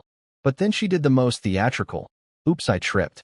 In human history and splashed tea all over Li Luo's coat. Oh no. I'm so sorry. Let me take this to clean it. I'll bring a new one. In about 2 hours. And before Li Luo could stop her, this maid ripped the coat off and sprinted out of the room. Even closed the door behind her. Like she was sealing us in a tomb together. Li Luo stood there, coatless, in what can only be described as a weapon. The Li family had dressed her in the thinnest qipao dress I have ever seen in my life. This thing was basically made of air. You could see her skin through it. The slit went up to places slits should not go. She looked like someone had painted silk onto a person and called it clothing. And I realized something horrifying. The Li family thinks I like this gremlin. That elder saw us arguing and thought it was flirting. He saw me extorting pills and thought it was gift-giving. He watched me grab her collar and threaten her and thought we were being playful. And now they've sent her to my party, dressed in a seduction outfit, with a maid trained to create alone time. They're trying to set us up. I'm not attracted to this creature. I want to shake her for pills, not court her. She's a system-holding loot piñata, not a love interest. But Li Luo didn't know any of this either. She was just mad, trying to cover herself, curling up on the stool, freezing to death because a gust of wind through the window turned that dress into an air conditioning unit. She was shivering, teeth chattering, hugging her own legs for warmth. And every time she found an angle where I was blocking the wind, I scooted over, just a tiny bit, just enough to let the breeze hit her again. What? It's funny. Her nose was turning red. After about 15 minutes of slow freezing. Fine. 2 pills. Give me your coat. 3. It's just a coat. 3. I don't need it then. She curled up tighter. More wind. More shivering. More nose reddening. 5 minutes later. Point 3. 3 pills. Just give me the stupid coat. Deal. I handed over my outer coat. She wrapped herself in it like a burrito and glared at me with eyes that could melt steel. 3 more pills for a coat rental. This girl is basically a subscription service. Every interaction costs her inventory items. Meanwhile, somewhere outside, that maid was probably reporting back to the Li patriarch like, mission accomplished. They're alone together. Romance is blooming, ma'am. I just sold her a coat for 3 pills. The only thing blooming is my profit margin. Chart increasing. Li Luo was sitting by the window, wrapped in my coat, sipping hot tea like she was at SBA. Meanwhile, I was sitting there in just my undershirt, popping her cultivation pills like candy. 3 pills. Gone in 3 bites. Still bitter. Always bitter. I chased it with tea and tried not to make a face. All right, pills are done. Give me my coat back. What? I thought you sold it to me. I said 3 pills. I never said I was selling the coat. Why Chuan your MOM? I watched her catch herself mid-swear. You could literally see the profanity do a U-turn behind her teeth. Your mom must be an angel because how else could she produce such a handsome son? What is happening with this girl? She's doing this thing where she almost curses me out and then swerves into the weirdest compliment. Like a car crash that turns into a parade. Are you trying to butter me up? Uh-huh. Yes? It won't work. Whatever, keep the coat. It's just fabric. I snapped my fingers and a Yi family maid brought me a new coat in 30 seconds. Because I live here. This is my house. I have infinite coats. Li Luo's face went through 5 stages of grief. You could have just called a maid this whole time. Give me back my pills. I was actually wondering why you insisted on my coat specifically when you could have asked for one yourself. I smiled. She looked like she wanted to chew through the table. I love this job. Meanwhile, over in the old man section, apparently all the patriarchs were gossiping about me and Li Luo like teenagers. The Lu elder was giving my dad a full compatibility analysis. Talent? Your son's 99, she's 97, perfect match. Looks? Your boy's tall and handsome, she's pretty and, well, short, but cute. Family? Li family isn't bad. My old man shut that down. No, my son only dates strong women. This girl just awakened her talent today. She won't reach 9th level cultivation for decades. He would never be interested in some newbie, but what if he is? Impossible. My son only cares about profit. The only way he'd keep a girl around is if she had some kind of magical artifact that produces unlimited treasures. Dead. Silence. Because that's exactly what's happening. Li Luo has a system that produces pills from thin air, and that's exactly why I haven't kicked her out of my room. My dad accidentally described the situation with 100% accuracy while arguing the opposite conclusion. The Li patriarch's face went pale. He was banking everything on a romance angle, and my dad just announced to everyone that his son is emotionally a vending machine. No feelings, only transactions. But the Li patriarch wasn't giving up. They've been in a room together for hours, and he hasn't kicked her out. Something's there. Yeah, something is there. It's called a business relationship. She is pills. I want pills. Simple economics. Back in my room, Li Luo had spent the last hour doing the strangest thing. She was complimenting me. Nonstop. Just. Relentlessly. Yuan Chuan, your. Fingers are really nice. Long and elegant. That one was so weak I barely felt anything. She was running out of compliments. Scraping the bottom of the barrel. Earlier she called my eyebrows architecturally impressive. My eyebrows. She'd racked up about 200 emotion points doing this. But you could tell she was suffering. Praising someone you hate is apparently exhausting. She kept glancing at me with this look that said, I want to call you trash fish so bad right now. Then, bang. Someone smashed the front door of the banquet hall open. An old man stormed in with a teenager behind him. I peeked through my curtain. Don't know them. Some minor family. Then one of our servants walked up to them and said the most devastating greeting I've ever heard.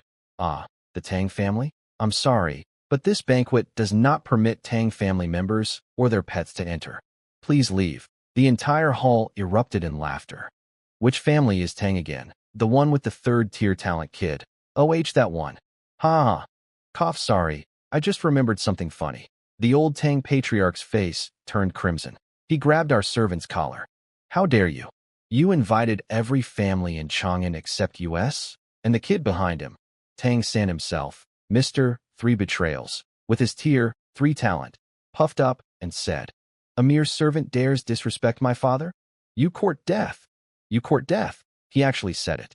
The most classic villain line in history. Except he's the one saying it. At my party. While being tier 3. Brother, your talent level is lower than the number of brain cells required to read a room. Sit down. Faced with tears of joy, I was watching the Tang family circus at the front door when it hit me like a truck. I looked to my right. Li Luo. System-type protagonist. I looked across the hall. Lu Han. Genius-type protagonist. I looked at the door. Tang San. Trash-type protagonist. 3 protagonists. At my party. In my house. At the same time. This isn't a celebration banquet. This is a protagonist convention, and I'm the keynote villain. When 3 destiny-blessed heroes show up to the same event, something always happens. That's like a law of fiction. I frantically searched my memories of every novel I'd ever read on Earth. Protagonists. Banquet. Dramatic event. An engagement cancellation? But I don't have a fiancé. Unless my dad secretly arranged one. Which, actually that sounds exactly like something he'd do.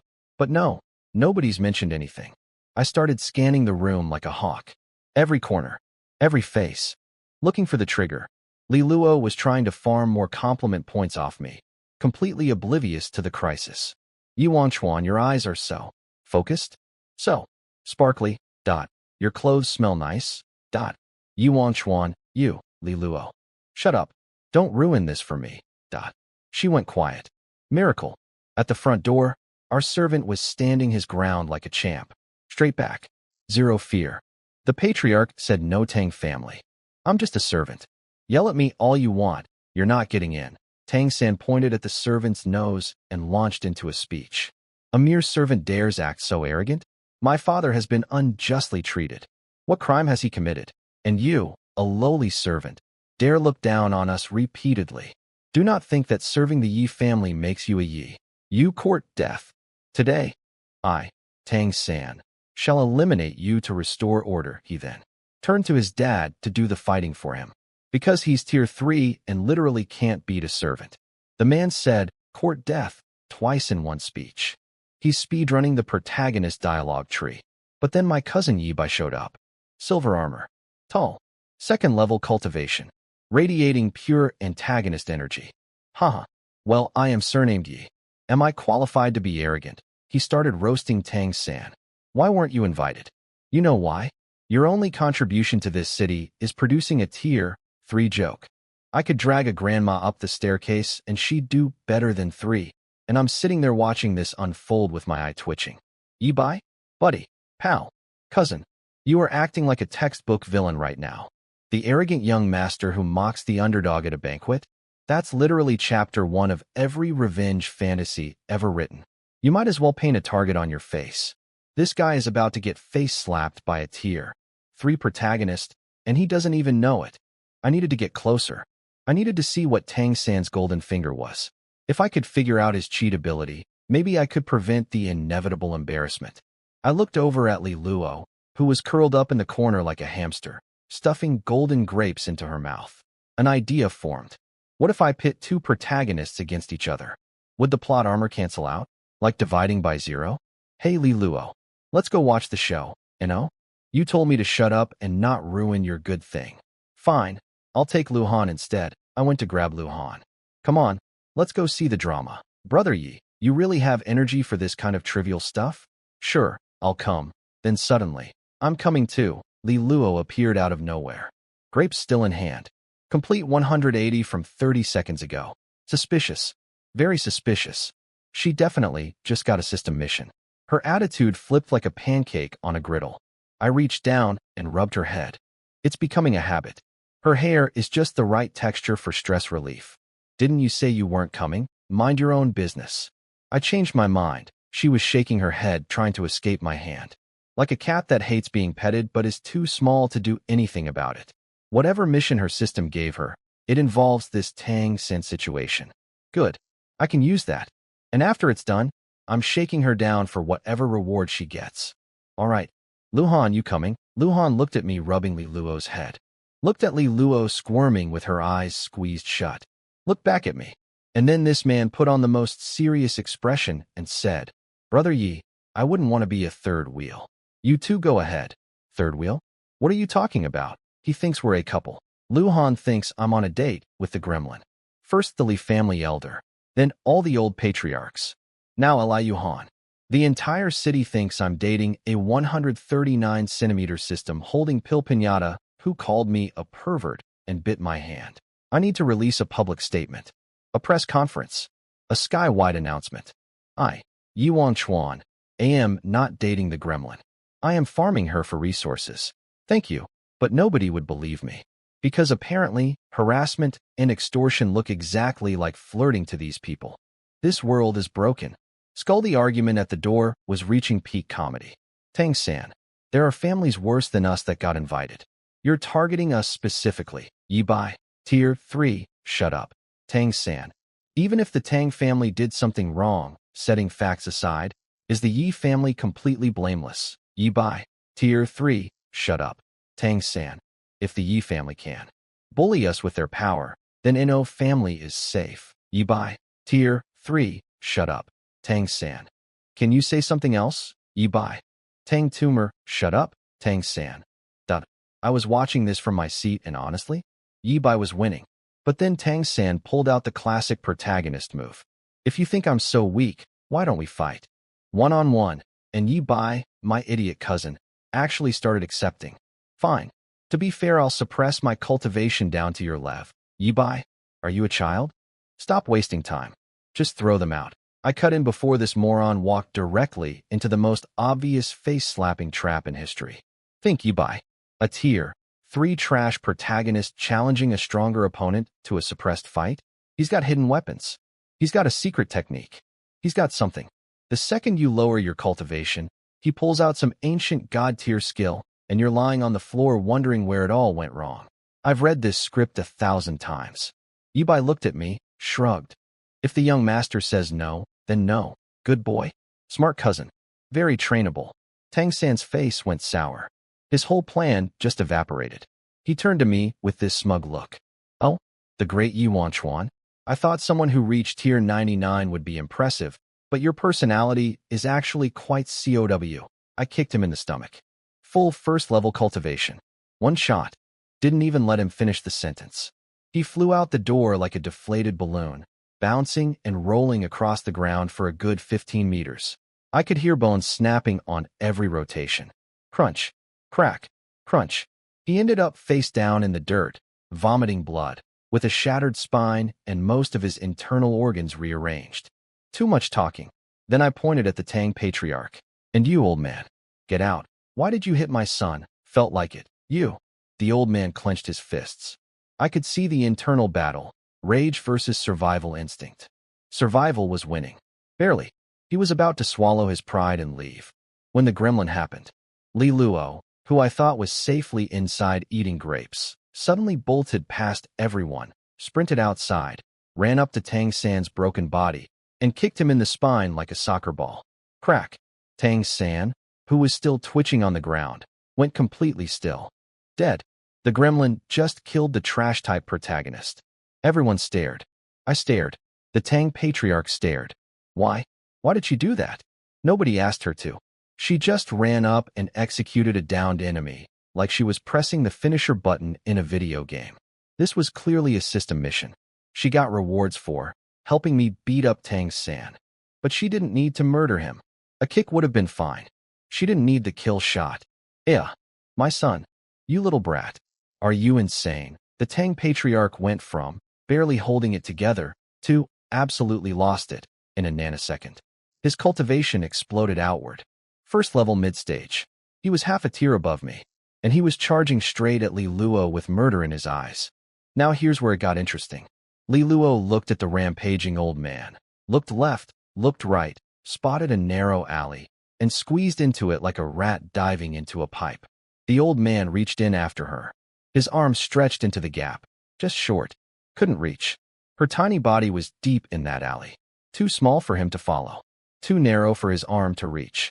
Being 139 centimeters finally paid off. But the old man wasn't giving up. He pulled out a hammer, a massive hammer. The head was the size of a barrel, and he started demolishing the alley walls, brick by brick, smashing his way toward her. Li Luo wasn't panicking, though, because she'd planned ahead.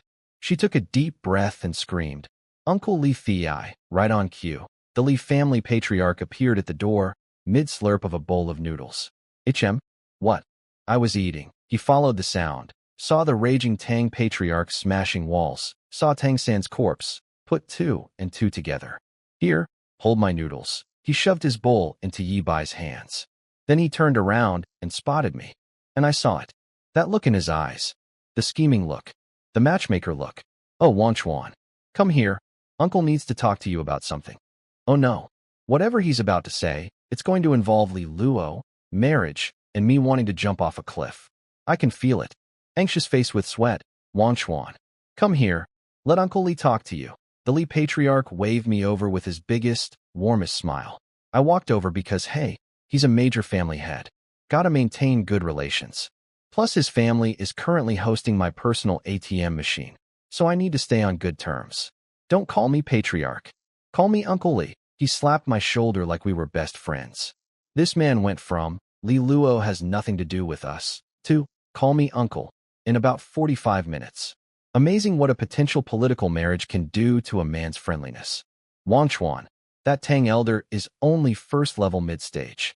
I could handle him, but that would be bullying. You're already first-level initial stage. Why don't you fight him? Great combat experience. And I'll be watching, so nothing bad will happen. Now, on the surface this sounded like a reasonable mentor suggestion. Training opportunity. Safety net. Great idea. But I could see the real reason glowing behind his eyes like a neon sign. He wanted me to rescue Li Luo. Save the damsel. Be the hero. So we'd fall in love, and he could marry her into the Yi family. Uncle Li, buddy. She bites people. She calls me a pervert. The only feelings involved here are financial. But you know what? He was accidentally right. This was a good opportunity. Not for romance, for robbery. Li Luo just completed a system mission by killing Tang San. That means she's got fresh loot. I'm thinking 6 cultivation pills and 3 foundation pills. Not greedy, just fair. But first I need to make sure she can't escape while I'm fighting. All right, I'll take on the old man. I pulled a spear from my spatial ring and launched it at the Tang patriarch. The thing flew like a missile and cratered into the ground where he'd been standing half a second ago. The old man dodged by slapping a wall and bouncing backward. Good reflexes for an old fossil. Then I walked over to the alley where Li Luo was hiding and pulled out 2 more spears. Jammed them into the ground at the entrance. One in front, one behind. Completely sealed her in. She stared at me from inside the alley like a hamster in a cage. I did this so she couldn't run away while I was busy fighting. Can't collect payment if the customer leaves the store. But behind me, the Li patriarch was watching this with tears in his eyes.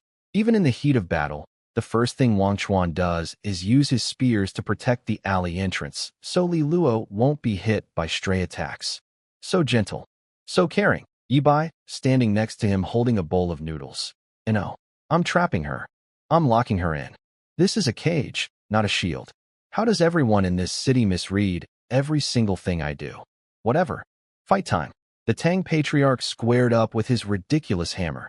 The head was the size of a water barrel, and we started going at it. Spear versus hammer. And let me tell you, spear wins this matchup. My weapon is long, fast, and flexible. His weapon is big, slow, and heavy. I was poking him full of holes while he was still mid-swing. Sweep, thrust, slash, jab. I was running through my spear technique like a playlist on shuffle. Within a few exchanges, he had 3 gashes and 1 deep stab wound. He was losing, but then the old man got clever. He spotted the spears blocking the alley, and I saw his eyes light up. He was thinking, if I grab one of those spears, I can throw it into the alley and skewer that brat. Smart plan. Unfortunately for him, I'm smarter. He made his move, shoved me back with a massive hammer push, ditched his weapon, and sprinted for the alley entrance. I stumbled, used my spear to vault and recover, but he was already there. Hands on the outer spear. I was too far away to stop him. For the first time today, I felt a tiny spike of panic. The Li Patriarch tensed up behind me, ready to intervene. Die, you little brat. Go join my son in hell. The old man ripped the outer spear from the ground with a roar and pulled out a wooden stick. The spear had stayed in the dirt. The shaft came off clean. He was holding a broomstick. What? You rigged the spear. He snapped the useless stick in half, screaming. Yeah, I loosened the spearhead on the outer one on purpose. It's a decoy, just a stick shoved into a metal tip. Pull it out, and you get nothing but wood. The inner spear? That one's real. But now he has to get past the fake one to reach it, and that bought me exactly enough time to. He realized. He lunged for the inner spear. Too late. A spear was already screaming through the air toward him. Direct hit C. This is what separates a smart villain from a dead villain. A dumb villain fights fair. A smart villain rigs both spears, predicts the enemy's desperation move, and has a projectile in the air before the old man's hand touches the handle. The Li Patriarch back there was probably narrating this in his head as Wanchuan fights desperately to protect the woman he loves. No, Uncle Li. I'm fighting desperately to protect my investment. There's a difference.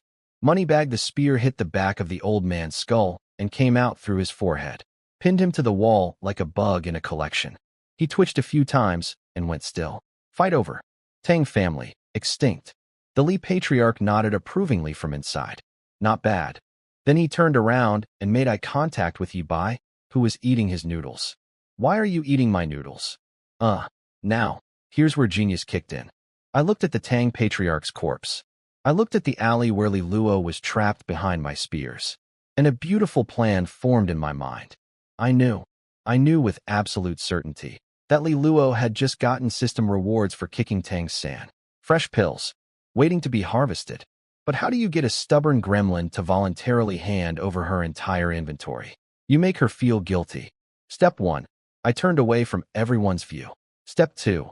I gritted my teeth and started stabbing myself with my own spear. Arms, legs, torso. I carved myself up like a Thanksgiving turkey. Poked holes everywhere.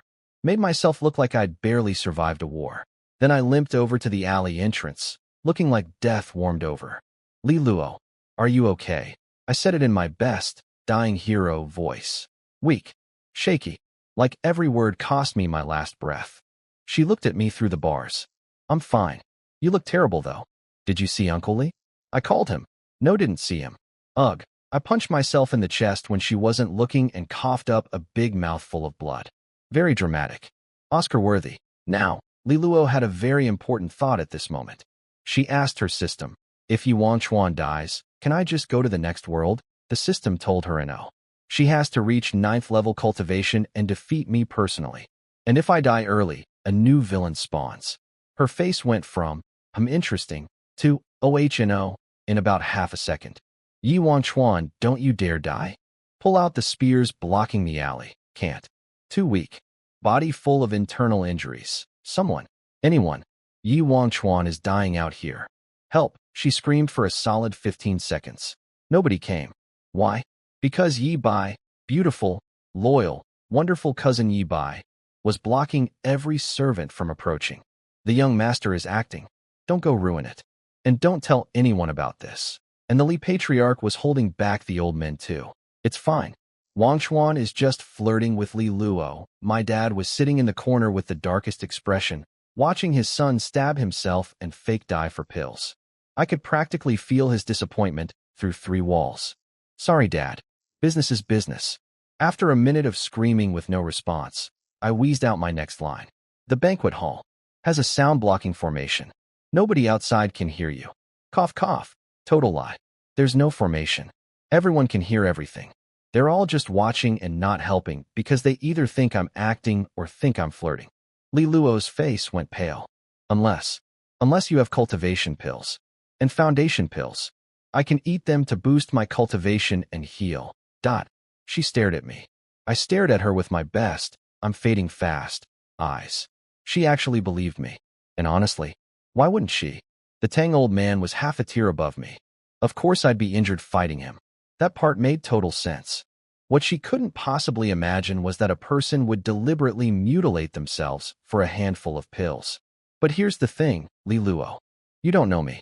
I would absolutely stab myself 12 times for 12 pills. That's a 1-to-1 ratio. Efficient. Will 3 pills work? 2 cultivation, 1 foundation, not quite enough. She threw them through the gap. I ate them. Still dying. 2 more cultivation, 1 more foundation. Still.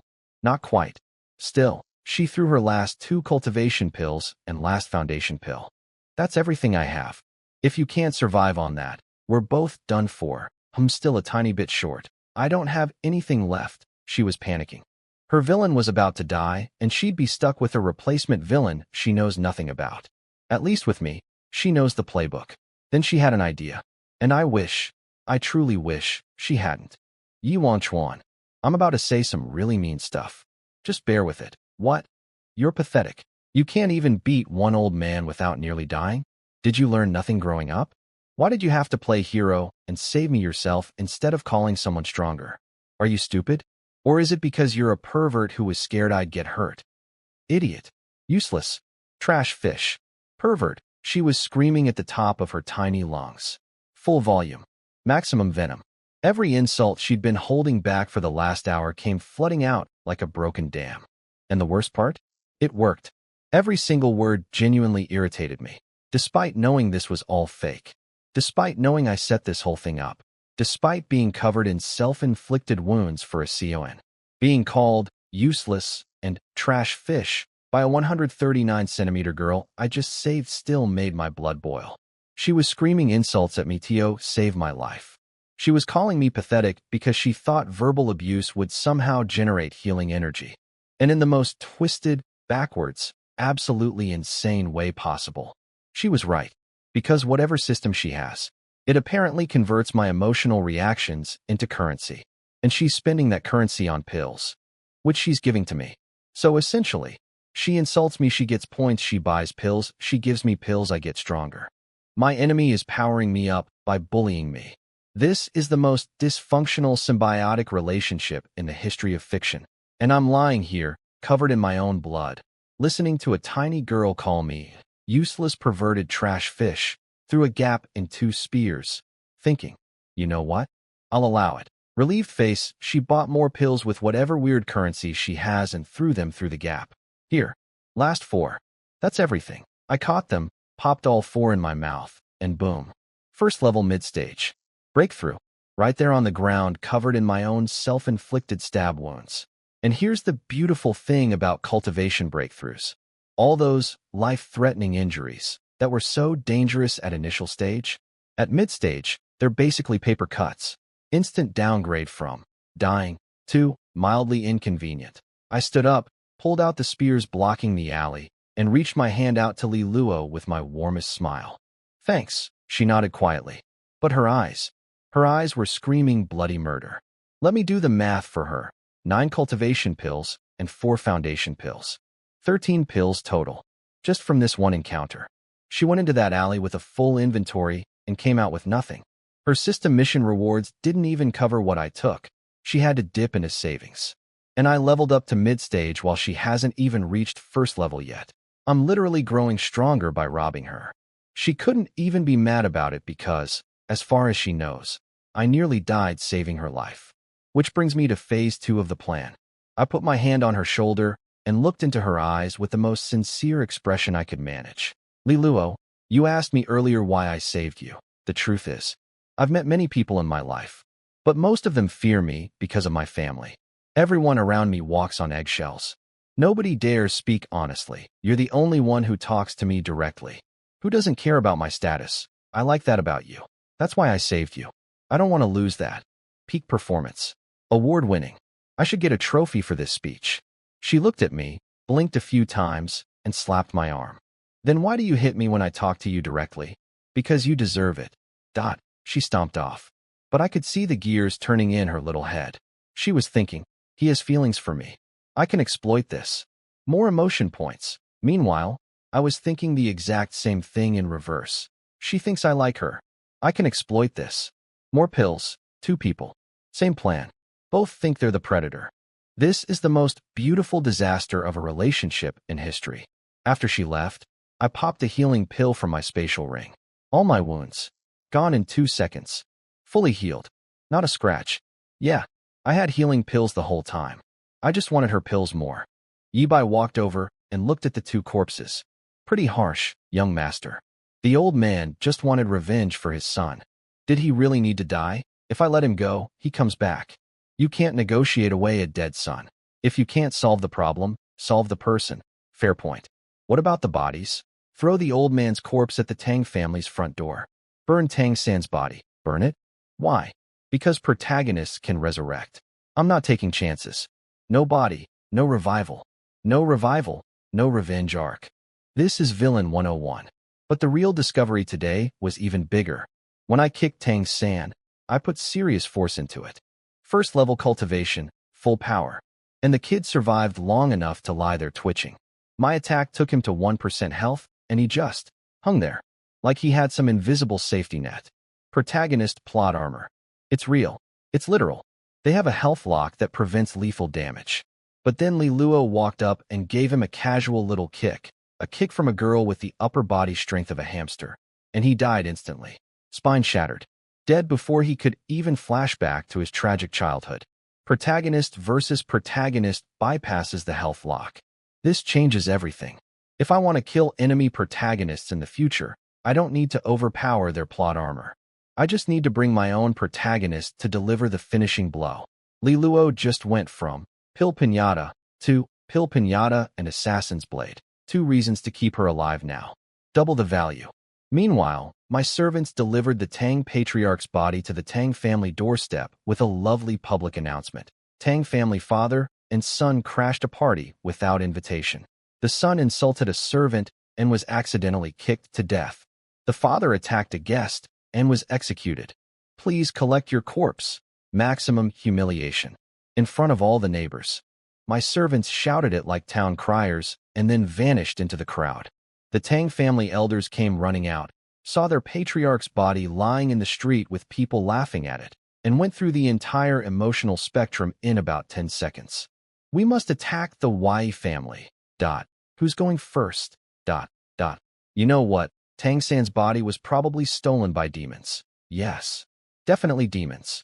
Anyway, let's eat dinner. And just like that, the Tang family collectively decided that starting a war with the most powerful family in the city over a tier 3 waste and a dead patriarch was not worth skipping dinner for. Smart choice. First smart thing anyone in that family has done. As for Tang San's body, already ashes. No resurrection. No revenge arc. No sequel. Villain Productivity Report, Banquet Edition. White heavy checkmark killed trash-type protagonist, permanently. White heavy checkmark killed his dad, 2 white heavy checkmark extracted 13 more pills from Gremlin, white heavy checkmark broke, through to mid-stage white heavy checkmark, discovered protagonist plot armor mechanics white heavy checkmark, discovered protagonist versus protagonist bypass, white heavy checkmark delivered emotional. Speech to increase Gremlin's trust white heavy checkmark identified Liluo as essential assassination tool white heavy checkmark burn the body to prevent resurrection white heavy checkmark publicly humiliated the Tang family crossmark stabbed myself 12 times crossmark everyone still thinks I'm dating the Gremlin net positive. Overwhelmingly net positive. Being a villain isn't just a job. It's a lifestyle. Smiling face with sunglasses fire after the banquet, things got quiet for a couple of weeks. My reputation exploded across Chang'an, the kid who went from zero to mid-stage in half a day. But honestly, I didn't care.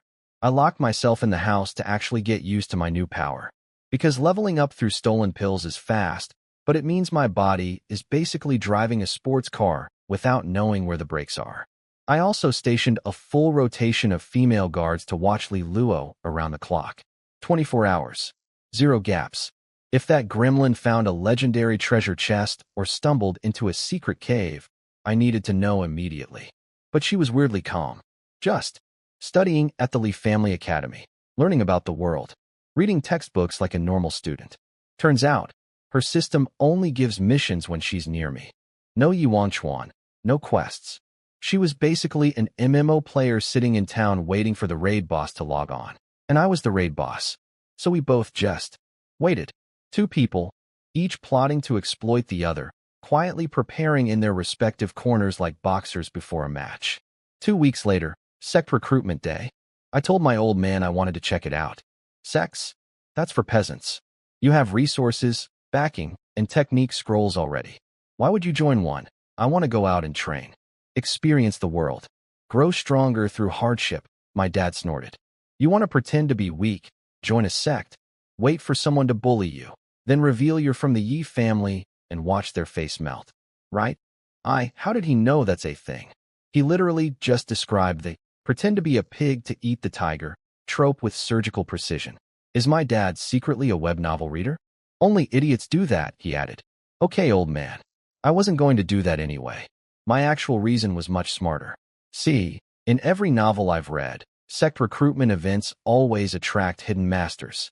Some ancient grandpa-level expert who opens a mysterious sect and takes in one final disciple, who conveniently happens to be a protagonist. That disciple then gets showered with legendary techniques and resources and becomes unstoppable. I wanted to intercept that. Find the hidden master's sect before a protagonist does. Steal the opportunity. Eat the cake before the birthday boy arrives. Also, Tang San was dead now, which meant the universe might spawn a new protagonist to fill the vacancy. And where do new protagonists show up? Sect recruitment. If you really want to join a sect, my dad said, sitting up, just pick one. I'll RIP their entire headquarters out of the ground and move it next to our house. What? That way you get sect training and you're still home for dinner. He tossed me a black token. I caught it and stared at him. Old man, are you just saying this because you don't want me to leave and you'll miss me? Absolutely not. The walls are still thin, Dad. Anyway, I headed to the recruitment grounds. A massive 5-kilometer stone platform floating in the sky with staircases coming down to the ground. The whole place was divided into 6 zones for 6 cultivation paths: martial arts, magic, medical, alchemy, talisman, and artifact crafting. I immediately eliminated medical, alchemy, talisman, and artifact. Those are all support classes. I'm not becoming a fantasy pharmacist. I need combat power. That left martial and magic. One focuses on physical techniques, the other on supernatural abilities. I went martial. My spear skills are too good to waste, and swords fall under martial arts too. Since sword-wielding protagonists are basically an epidemic in this genre, the martial zone would have the highest protagonist density. Better odds of finding the hidden master's sect. The whole martial zone looked like a farmer's market. Sects just set up little stalls with cloth banners listing their requirements and benefits. I glanced at one. Sword dance sect, style, elegant sword techniques with high visual appeal requirements. 60 tier equals auto accept. 34 tier equals come talk to us. Benefits: 28 to 150 silver per month in training resources. A sect whose main selling point is that their sword fighting looks pretty. Pass. Hard pass. I'm not joining a sect that fights like a music video. I kept walking, scanning stalls, looking for the one that didn't fit in. The one that felt different. The one that smelled like ancient hidden power disguised as a modest roadside booth. And somewhere behind me, a tiny figure in a coat and thin dress was following me into the martial zone. Of course she was. Li Luo had apparently decided that wherever I go, she goes. Not because she likes me. Not because she wants to join a sect. But because without me nearby, her system is basically a brick. I'm not just her villain. I'm her content. her quest giver. Her entire progression system runs on my emotional reactions. She needs me more than I need her. Actually, no. I need her pills and her protagonist killing ability. She needs my emotions and my proximity. We're codependent. The most dysfunctional, mutually exploitative, emotionally toxic codependency in cultivation history. And we're about to join the same sect together. This is going to be great. Circuston and I walked through the Marshall Zone scanning stalls like I was shopping for destiny. Green Lotus Sword Sect, Axe Tiger Gang, Moonbow Palace. All perfectly normal, perfectly boring sects with lines of people waiting to sign up. But then I spotted it. In a corner. One stall. 0 people in line. My villain senses went nuclear. This is it. The Hidden Masters sect. Every novel has one. A mysterious booth that nobody visits because the requirements look insane. And then some rejected protagonist stumbles in and gets adopted by a god-tier cultivator. Well, not today, Protagonist. I'm taking your spot. I speed walked over and found a white-haired lowly, 138 centimeters, wearing a long robe, face down on the table, asleep, drooling, little mouth hanging open with a strand of saliva connecting her lip to the desk like a bridge. I looked at her sign. Sparrow Sect, style. It's really powerful. Requirement. Only recruiting 1 disciple with 99th tier talent. Benefits, none. Really powerful. That's the description. That's all they wrote. Not even a real sentence. No benefits. Only 1 spot.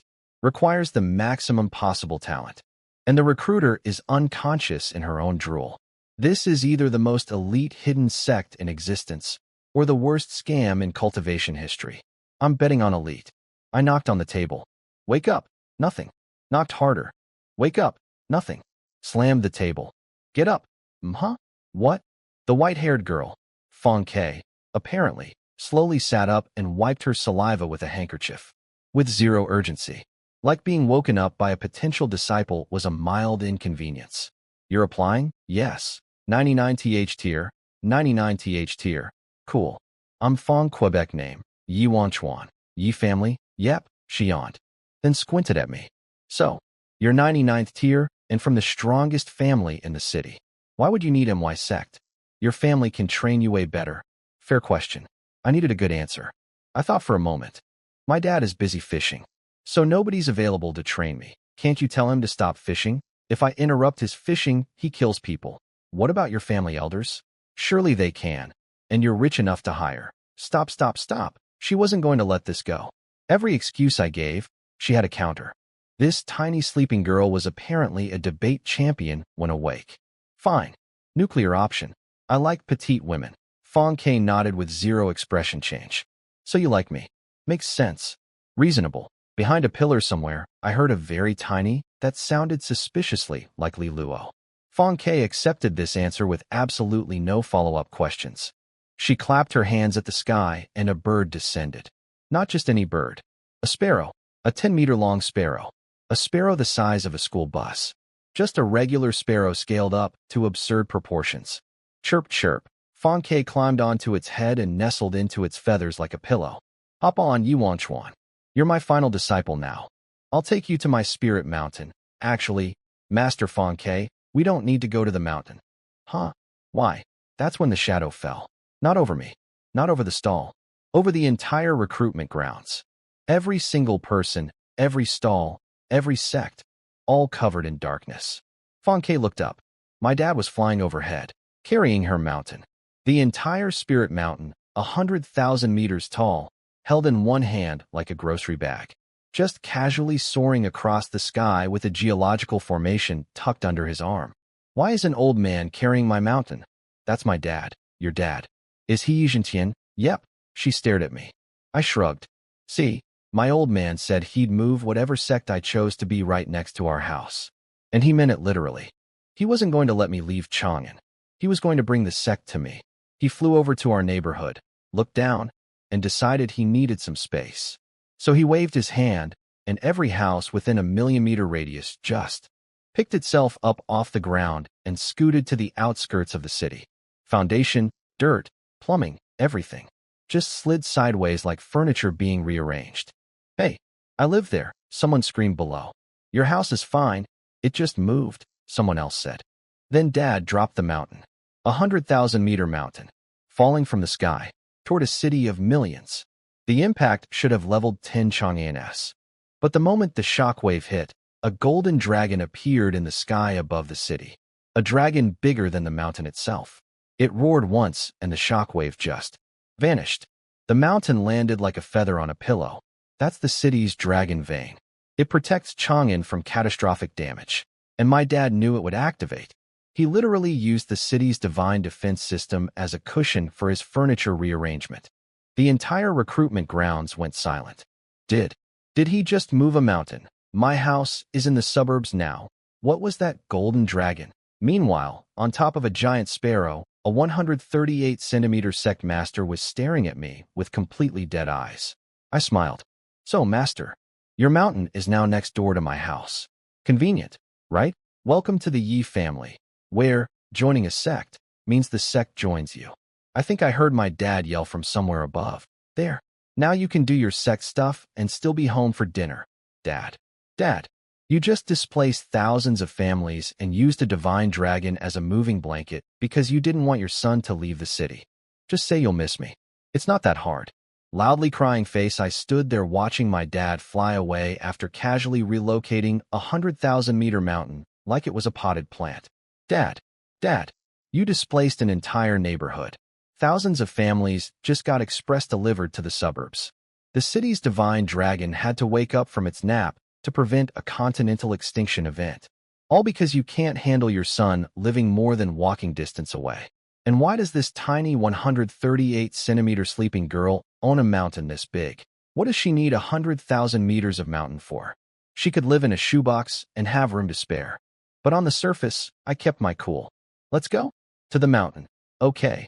Fonke was about to call her giant sparrow when, wait, I want to join too. Liluo came sprinting out from behind a pillar where she'd been clearly eavesdropping this whole time. Fonke glanced at her. No, Yi Wanchuan is my final disciple.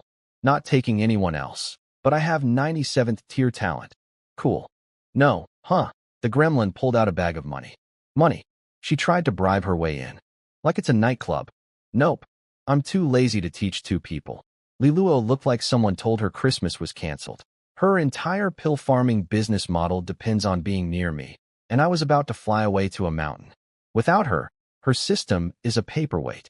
Then Fonke noticed something. Liluo kept glancing at me, and Fonke remembered what I'd said earlier, that I like petite women. And Liluo is petite, only 1 centimeter taller than Fonke herself. The gears turned. Oh, do you two like each other? If you're mutually in love, I'll let her join. Silence. Both of us processed this at the same time. Both of us ran the exact same calculation. If I say yes, she joins, I can farm her / him for resources profit. And simultaneously, I like her, / I'll like him. We said it at the same time. In perfect sync. Like a rehearsed duet of lies. Li Luo's brain. If he thinks I like him, he'll lower his guard, and I can farm more emotion points. Sucker. My brain. If she thinks I like her, she'll stick around and I can extract more pills. Sucker. 2 people. Both faking feelings. Both thinking they're the mastermind. Both planning to exploit the other. This is the most mutually delusional relationship in cultivation history. Li Luo turned away, face red. Not from embarrassment, but from the sheer violence of pretending to have romantic feelings for someone she wants to dropkick.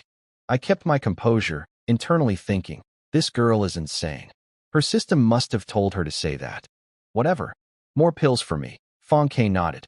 Great. Get on the bird. The giant sparrow flew us to the mountain. And it was beautiful. Legitimately beautiful. Flowers everywhere. Fresh air. Spiritual energy so thick you could practically chew it. For seasons of spring. A real paradise. With absolutely nothing built on it. No sect buildings. No training halls. No library. No dormitories. No anything. Just wilderness and one tiny wooden cabin. Where's the sect headquarters? I asked, grabbing Fonke by the collar and lifting her off the ground. She dangled there like a cat. Where are the other disciples? The scripture library?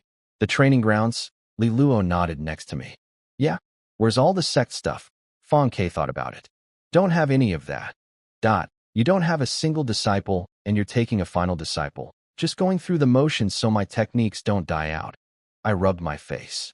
Of course. My hidden master is a lazy genius who created a sect that's just her and a sparrow living on a mountain. No infrastructure. No curriculum. No effort. Where do we sleep? Li Luo asked. Jump off the mountain. Chang'an is right below. We'd die. Oh. Then use the cabin. We went inside. One bed. One table. That's it. The entire sect is a studio apartment on top of a mountain. Then came the moment of maximum horror. It's getting late. You two share the bed since you love each other. I'll sleep on the floor. No. Absolutely not. What? You're both adults. Don't be shy. Figure out the sleeping arrangements yourselves. I'm going to sleep now, and she just passed out. On the floor. Instantly. Like someone flipped her off switch. So here I am. Standing in a one-room cabin on top of a mountain that my dad relocated using a divine dragon as a safety cushion, with a 139-centimeter gremlin who fake confessed to me for pill farming purposes, and a 138-centimeter master who's already unconscious on the floor. One bed, two fakers, one snoring hidden master. And somewhere down below, my dad is probably sitting at home, delighted that his son is close enough to hear if he screams. I looked at Li Luo. Li Luo looked at me. We both looked at the single bed. I'm sleeping on the ground, we said simultaneously. Again. In perfect sync. We really are the worst couple that never was. Li Luo and I stood in the cabin staring at each other. One bed. Two people who fake confessed to each other 30 minutes ago. Fine, you rich boy. You probably can't survive without your silk sheets. Take the bed. I'll sleep on the floor. She started making a floor bed like she was actually going to sleep here. I looked at her like she'd grown a second head. You're really going to sleep? Here? In a one-room shack? What's your problem? Fine. I'll take the bed then. This is Chang'an. What? She stared at me like I was speaking in riddles. Which I was. But only for about 5 more seconds. I pulled out the black token my dad gave me. White. Yi. Character on the front. I tapped it once. It started glowing gold. Basically a phone. A cultivation world phone. Yo, old man. Send the longevity palace up to the mountain. 50 servants too. Some supplies. Just a little bit. No, I don't need elders. That's overkill. I tapped the token again. Call ended. Li Luo was staring at me with her mouth hanging open. Is that? A telephone. Yi family token. Remote communication. We waited about 2 minutes. Then the ground started shaking. Thump. Thump. Thump. Li Luo turned toward the sound, and her brain broke. Coming up the cliff face, a turtle. A 500-meter-long turtle. And on its shell, an entire palace complex. Multiple buildings. Gorgeous architecture, gleaming rooftops, all held in place by formation arrays so they don't slide off. Just a turtle carrying a neighborhood on its back, climbing a mountain like it was a Sunday stroll. Wang Chuan. Over there, an old man popped out from behind the turtle's head like a submarine periscope. One of our family's third elders. He pointed forward, and the turtle's speed exploded, climbing faster than a monkey. He hopped off and started unloading. Here's your longevity palace and 50 servants. Also here's a spatial ring of medicine, one of food, one of clothes, one of... He kept stacking spatial rings on my hands like he was dealing cards. Ring after ring after ring. Li Luo was standing there with her eye twitching. How do you have so many spatial rings? The entire Li family only has 5. Yeah, well, we're not the Li family. The third elder noticed Li Luo and looked confused. I introduced her. Li family. Li Luo. 97th tier. Oh, nice to meet you. He immediately pulled out a stack of talismans and gave them to both of us. Stick these on your body. They reduce stamina drain. Great for training. Something about the way he paused before saying training was suspicious. But we both just took them and said thanks without thinking too much about it. The elder looked a tiny bit disappointed by our non-reaction. Then he shrugged and rode his turtle back down the mountain. Were those talismans for something other than training? Whatever. Free stuff is free stuff. The palace got placed by the lake. Beautiful spot. Full sunlight. Separate wooden building across the water for the servants. Basically a luxury resort on top of a spiritual mountain that my dad stole from my master and parked next to our house. Li Luo's eyes were sparkling looking at the palace. Wow, this is amazing. Let me just go inside and... I grabbed her collar. Lifted. Dangled. Rent. 3 cultivation pills per day? Or 1 foundation pill? Are you serious? We're sect siblings. Can't you just 3 pills per day? Forget it. I'll sleep in the cabin. Suit yourself. Then Fong Kei shuffled out of the cabin, rubbing her eyes. She saw the entire palace complex that materialized while she was napping and blinked twice. Where'd all this come from? Had my family deliver it. Oh, can I sleep inside? Of course. Thanks. I'll teach you a powerful technique tomorrow. And just like that, free housing earns me a powerful technique from a hidden master, while Li Luo gets nothing because she won't pay rent. This is called strategic hospitality. Fong Kei and I walked into the palace together. I could feel Li Luo's eyes burning holes in my back. See, here's her problem. She thought Fong Kei would stay in the cabin, and she could just hang out in the cabin too, farming emotion points for me during the day. But if Fong Kei is in the palace, she might teach me techniques at night. Secret lessons. Late-night training sessions. Things Li Luo would miss if she's sleeping in a shack across the mountain. She can't afford to miss anything. Because if I learn something powerful without her knowing, the gap between us grows. And the gap is already a canyon. I gave it about 30 seconds. Wait. Wai Wang Chuan. 28 seconds. New record. I turned around. Li Luo was standing outside the palace gates looking like a cat that got locked outside in the rain. How about 1 pill per day? 3. 1.5. 3. You're impossible. But she was already walking toward the door. Because she had no choice. She needed to be where I was. Her entire system, her entire progression, her entire future depends on proximity to yours truly. I am simultaneously her greatest enemy and her only source of income. And she just agreed to pay me for the privilege of being near me. Villain economics. Undefeated. Bar chart money bag. Wait. I'm coming too. Li Luo called out just as I was walking into the palace. Thought you wanted the cabin? I changed my mind. Is that a crime? You greedy money-obsessed. You'll die from greed one day. She checked her pockets, or whatever invisible system inventory she has, and apparently came up short.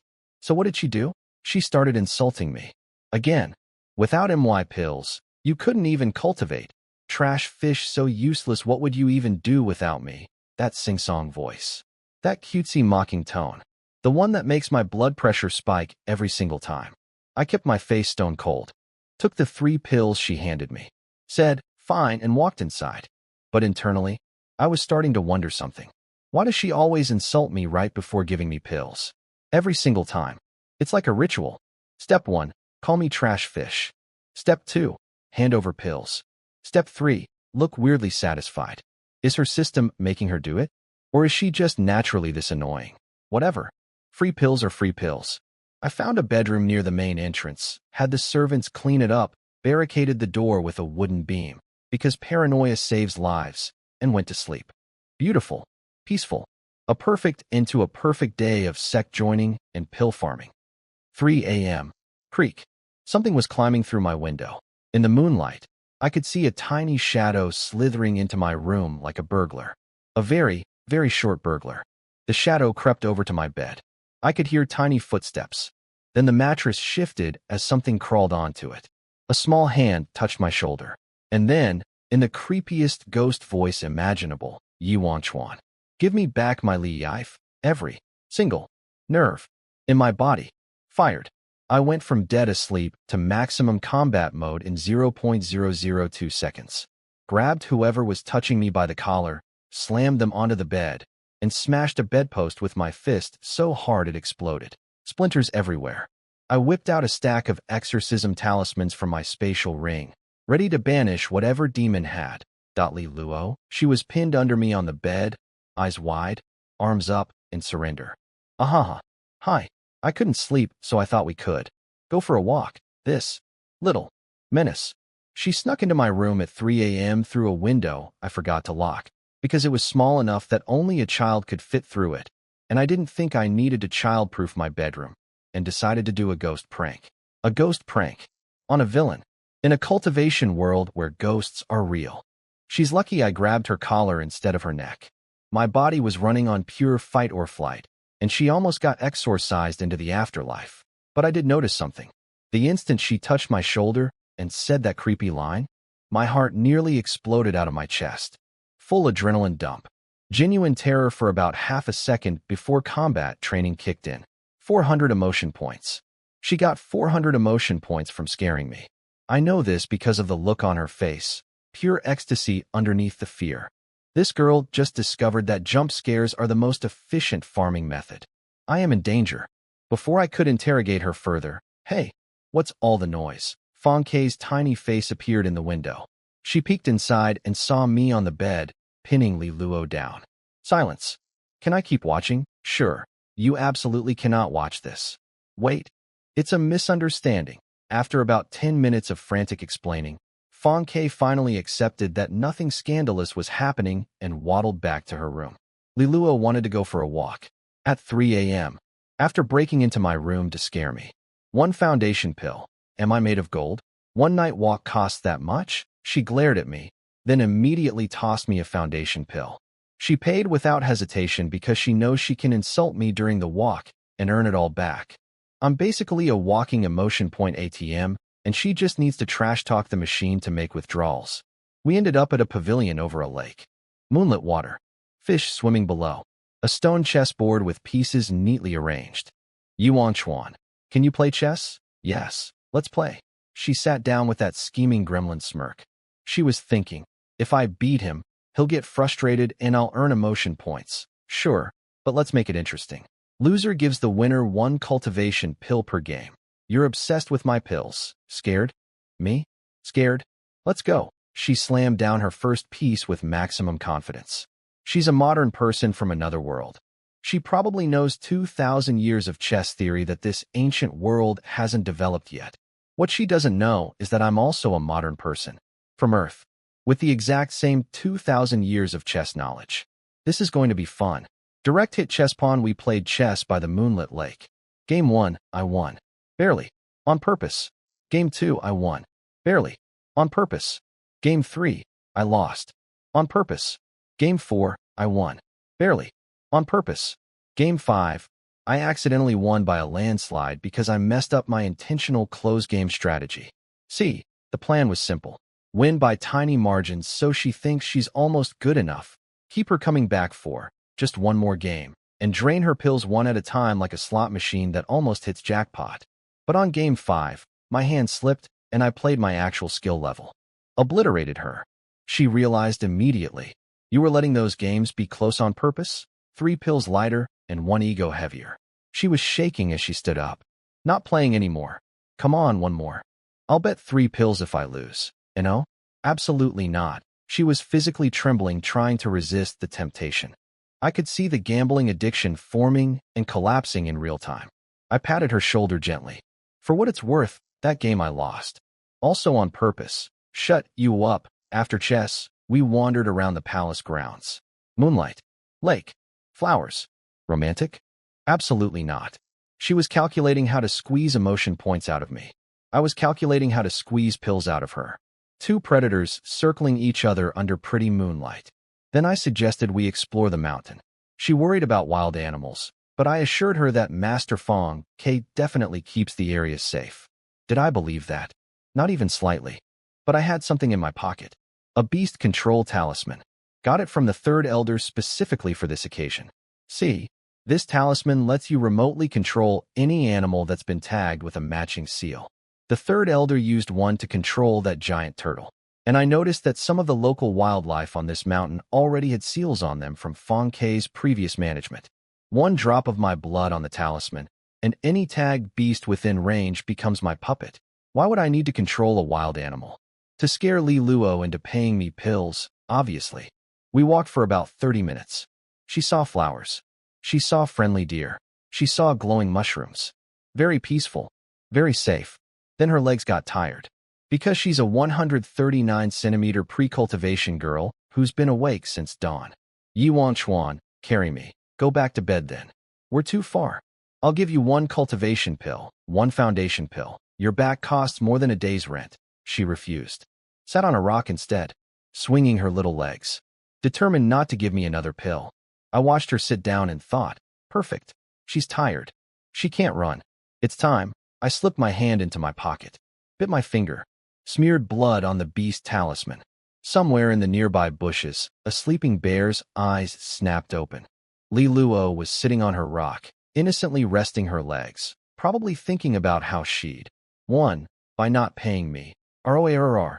A deafening roar exploded from the bushes right next to her. So loud the trees shook. I reacted instantly, kicked Liluo off the rock, and swung my spear up just in time to block a massive claw strike. Clang. The impact pushed me back 4 meters, my feet carving trenches in the dirt. And there it was. A bristle bear. Imagine a polar bear. Now make it 3.5 meters tall, 1.5 tons, and cover its entire body in iron-hard needle spikes. Like a porcupine had a baby with a grizzly bear, and that baby started lifting weights. A bear in steel armor. With anger issues. Liluo looked up from the ground, and her face went absolutely white. The bristle bear's combat power was equivalent to first-level late stage. Half a tier above me. This thing could genuinely hurt me if I wasn't careful. Which was the point. It needed to look real. Can't have Liluo suspecting this is staged. The danger had to be convincing. I put on my most serious face. Liluo, go get Master Fong Quebec now. On it, she scrambled to her feet and bolted. No arguments. No questions.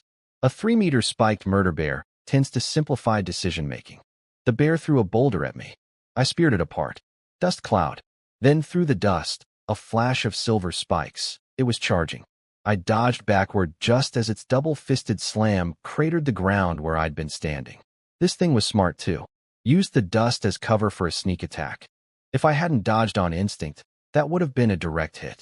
Now, was I actually in danger? A little. I'm controlling the bear through the talisman, but I can only give it general commands, attack direction, aggression level. I can't micromanage every swipe. So there's a genuine chance of getting clawed. But that's fine. A few scratches make the performance more believable. And when Liluo comes back with Fong K and they save me from this terrifying beast, oh, you know I'm going to be lying on the ground, gravely wounded, asking for pills. Again, smirking face, bear faced the fight with the bristle bear was going beautifully. My spear work was shredding its iron needle armor. Every strike ripped out dozens of spikes, some flying off, some getting driven into its own flesh. Within seconds, huge patches of bloody meat were exposed. But here's the thing about angry bears. Pain doesn't make them stop. It makes them angry. The bear charged me like a freight train. I was handling it fine with my spear, distance control, poke, poke, poke, retreat, poke, poke, until it did something smart. It waited for a moment when I was holding the spear one-handed, then lunged forward and deliberately impaled itself on my weapon, drove the spear into its own body, then grabbed the shaft and yanked. The message was clear. I will eat a spear to take your spear. Bold strategy. Genuinely impressive for an animal. It ripped the weapon away and gave me this creepy, almost human smirk. Like, what are you gonna do now, weapon boy? I reached into my spatial ring. New spear. The bear's face went from smirking face to neutral face real fast. Yeah, buddy. I have 1,000 of these. You want to sacrifice your body to disarm me? Go ahead. I've got 998 more where that came from. We can do this all night. The bear's rage started fading as the pain caught up. It was getting scared, ready to run. Perfect. Time for phase 2. I slipped my hand in my pocket and adjusted the blood pattern on the beast talisman. Changed the bear's targeting directive from attack me to notice the tiny thing running away. The bear's eyes shifted. 300 meters away, a tiny pair of legs was pumping like a sewing machine. Liluo. 3 minutes of running. 300 meters covered. 300 meters. In 3 minutes. That's slower than walking speed for a normal adult. Her little legs were so short and her stamina so bad that her panicked sprint was basically a fast waddle. The bear's animal brain processed this and, thanks to my talisman, reached a brilliant conclusion. If I threaten the small one, the weapon man will panic and fight worse. The bear roared and bolted straight for Liluo at 6 seconds per 100 meters speed. Wahhhh, Liluo screamed, tiny legs somehow finding an extra gear. I reacted with shock, dropped my spear and chased. I was slightly faster than the bear, but it had a massive head start. Within seconds, it was 30 meters behind her. Everything was going exactly according to plan. In about 10 seconds, the bear would catch up. I'd heroically throw myself between them, take a devastating hit, collapse dramatically, and then, hey, wait, why'd it stop? The bear paused. Li Luo turned around and her face went from terrified to smug in about 1 second. Haha, stupid trash bear. Out of stamina already? Yi Wanchuan's gonna skewer you. You dumb. The bear's muscles coiled. Then it launched itself like a missile. 0 to maximum speed in one explosive leap, rocketing through the air directly at Li Luo. No, don't come. Stop, here we go. This is my moment. I tensed up, ready to dash in and take the hit heroically. But then something unexpected happened. Li Luo's eyes went weird for a second, like she was reading something only she could see. Her expression went through shock, anger, more anger, then a flash of, fine whatever, and she pulled something out of her pocket. Something that was definitely not a pill. It was a small paper talisman that I had never seen before. Wait, what is that? Her system gave her something new? Since when does her system sell things other than pills? I was still mid-sprint toward her, about to execute my heroic sacrifice plan, but my brain was now screaming a different alarm. What is that? Talisman. I've been farming this girl for weeks, and she's been pulling out nothing but cultivation pills and foundation pills. That's all I thought her system had. But now, under mortal threat, her system apparently unlocked a new product line? This changes the entire calculation. If her system can produce weapons and combat items, not just supplements, then she's worth even more than I thought. But also, if that talisman does what I think it does, my carefully orchestrated bear rescue scene might be about to go very differently than planned. Bomb anxious face with sweat, Li Luo pulled out a red talisman and slapped it onto the bear's face like a parking ticket. Then she snapped her fingers and said, in the most casual voice possible, "Bong." I saw the red glow on the bear's face and my brain went into emergency mode. I know that glow. I've seen that glow before. Our third elder once stuck a talisman on a mountain that was in his way. Red glow. Then no more mountain. This gremlin just put a bomb on the bear's face. I backpedaled like 30 steps immediately. Forget the hero plan. Forget the dramatic rescue. Survival first. I also quickly swiped the blood on my beast talisman to send the bear running away from us. The bear's brain suddenly went. Something on my face feels very bad. Must run. Find water. It turned and sprinted in the opposite direction. 3 seconds later. Boom. A miniature mushroom cloud erupted into the sky. The shockwave hit like a hurricane. Li Luo, all 139 centimeters of her, got launched through the air like a dandelion seed. I jammed my spear into the ground and held on. When the dust settled, I looked at where the bear used to be. Gone. Just gone. Nothing but a 30-meter crater. A 1.5-ton armored bear with iron spikes for fur. Vaporized. By a girl who can't even reach the top shelf. Now, the explosion itself wasn't what shocked me. Our third elder can draw those talismans in his sleep. What shocked me was, how did she use it? In this world, talismans need spiritual energy to activate. The stronger the talisman, the more power you need. Low cultivation people physically cannot trigger high-grade talismans. That's why I don't just borrow a nuke talisman from the third elder and go around blasting protagonists. I literally can't use one yet. But Li Luo has 0 cultivation. Not low cultivation. 0. And she just detonated a talisman powerful enough to one-shot a late-stage beast. System item. Has to be. Her system removed the activation requirement. Which means her system can sell weapons now, not just pills. This changes everything. This girl is a walking arms dealer. But my immediate problem was different. Ow wow. Li Luo was lying face down on the ground, holding her butt. The explosion's shockwave had ragdolled her across the dirt. Can you walk? My butt hurts. And my legs were already sore. I can't stand up. She held out a foundation pill with the most defeated expression I've ever seen. Carry me. My entire elaborate scheme. Control the bear, stage a rescue, fake injuries, extort pills. Resulted in her blowing up the bear, her getting hurt, and her paying me to carry her home. I got the pill anyway. Just not how I planned. I scooped her up, shifted her onto my back, and started walking. Her legs were so short, I had to hold her thighs to keep her from sliding off. Like carrying a backpack. A very grumpy, very tiny backpack. Everything was normal. Just a guy carrying a tired girl home after she nuked a bear. Totally routine. Then the system notifications started. I couldn't see them obviously, but I could feel something happening because Li Luo suddenly went very quiet. And then very interested. Yuan Chuan, you're a rich young master. Have you seriously never touched a woman before? Something inside me lurched. I kept my face perfectly calm. You think I lack women? I simply don't pursue such low desires. My ambitions are far higher, smooth, composed, unshakable. So that's a no then, another lurch. Bigger this time. I'm touching one right now. Good save. Perfect deflection. I am a fortress of emotional control. Then she put her chin on my shoulder. Her breath was warm against my ear. In your eyes, do I count as a woman? Nuclear detonation inside my chest. My face, perfectly calm. My voice, you're obviously female. I'm using the term based on your biological sex. Nothing more. My internal state? Imagine a building on fire. The fire alarm is screaming. Sprinklers are going off. People are running. Someone's jumped out a window. Total chaos. But externally, nothing. Not a twitch. Not a blush.